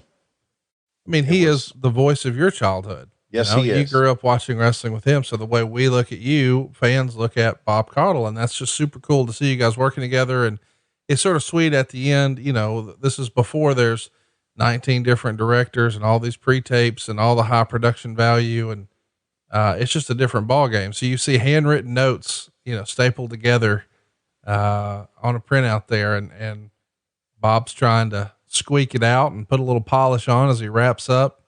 It was just a little sweet cap of a night. And unfortunately, the good vibes, the good feeling of, we've got an NWA world champion in Dusty Rhodes is not going to last, but this was fun, man. I loved going back and watching Starrcade 85 with you. Thanks for making time with us today to do this. It was great. It was great. Great to go back and remember some of this. And what we're watching now, a lot of still shots and a lot of replays that was done by a man named Wayne Daniel. He had nothing fancy in the truck to work with, just a couple of tape machines, but he would build this as the show would go along. And Wayne was, he was pain in the ass, as many people are in wrestling, but he was, to do this in real time back then, that was a big ask. Yeah. But he was very, very talented, really was, and could do that stuff. Wayne Daniel. Well, boys and girls, that's going to bring our Thanksgiving tradition to a close. We've been promising you a big announcement about the future of what happened when. And Tony, we've we've kicked this around, we've beat it up, and we've come to a consensus, which is something we rarely do. But we've made some decisions about the direction of the show, and I'm pretty excited about it. I don't know how excited everybody else is going to be. I know this is going to be something that's going to be polarizing. Anything you want to say about this before we get going?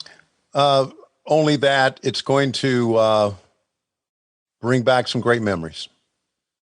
We're doing a little bit of a shift. If you've been with us since the very beginning, you know that, we started sort of just copying the Something to Wrestle format, if you will. And, eventually we got to a Steve Austin episode where Tony frankly said, I don't remember, for 3 hours. And I thought, we've got to pivot, and we're going to move to a watch along format. And boy, we've had a lot of fun watching a lot of silly stuff over the years, but I've decided in honor of 2021, we need to do something pretty cool, pretty special. And we're going to go back for all of 2021 and do a pivot. And this is the last year of our Westwood One contract. Who knows what we will be doing in 2022, if anything. But if we're going to go out, let's go out with a bang, and let's do the entire year of 1986. So week by week next year in 2021, we're going to watch World Championship Wrestling, Jim Crockett Promotions, in order, every single episode that's on the network. Along the way, we're going to do bonus episodes for Mid-Atlantic Championship Wrestling, which is also on the network. But our hope is that we will cover 1986 and Jim Crockett Promotions and Mid-Atlantic Championship Wrestling like nobody ever has before, with someone who was actually there, Mr. Tony Schiavone.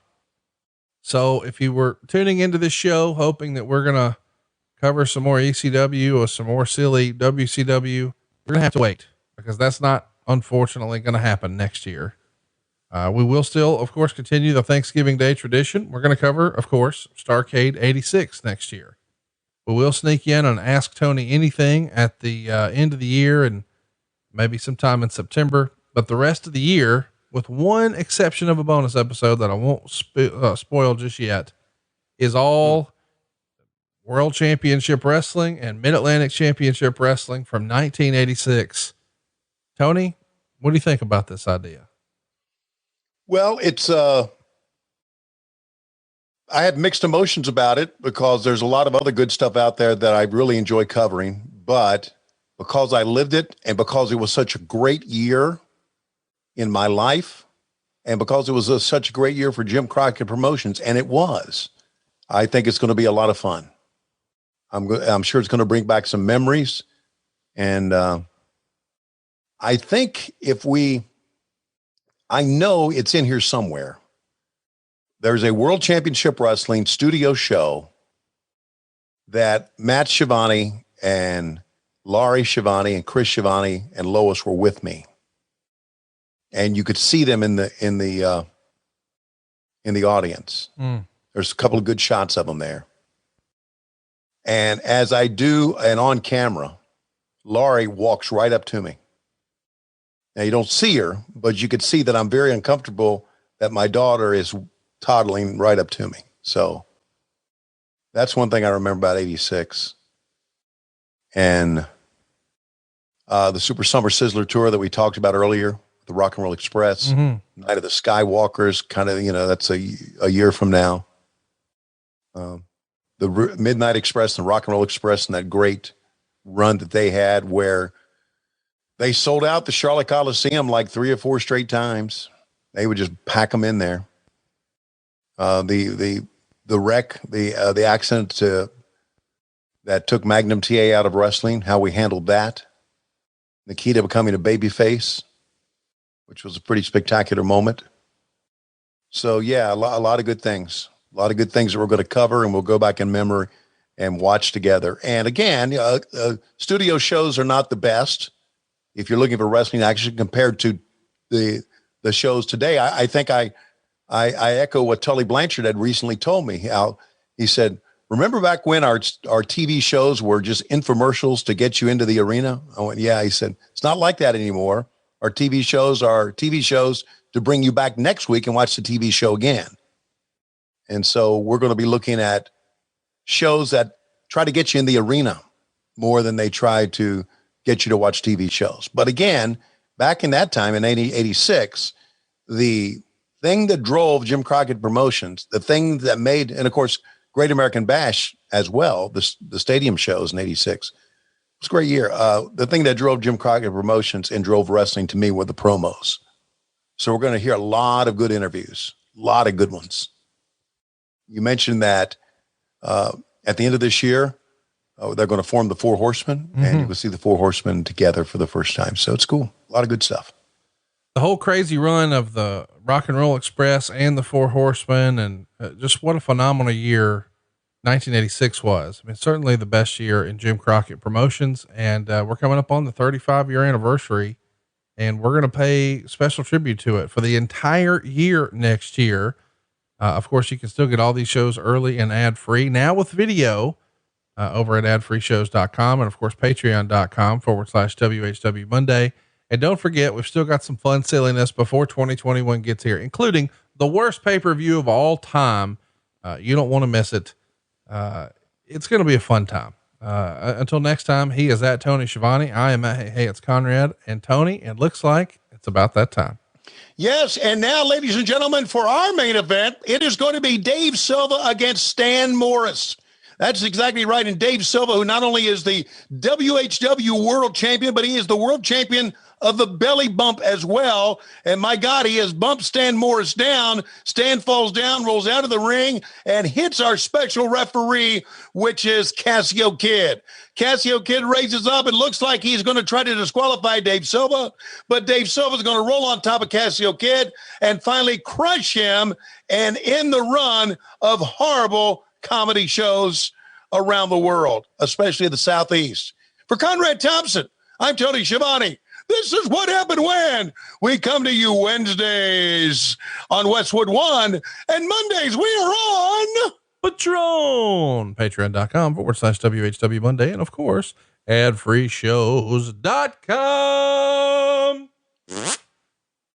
Hey, it's Conrad Thompson. Thanks for checking out the podcast here on YouTube. Be sure to hit the subscribe button and the notifications bell so you get a notice anytime we upload some new content. And go save yourself some money right now. If you're in a 30-year loan or you have credit card debt, it's not a matter of if I can save you money. It's a matter of how much. Find out right now for free at SaveWithConrad.com.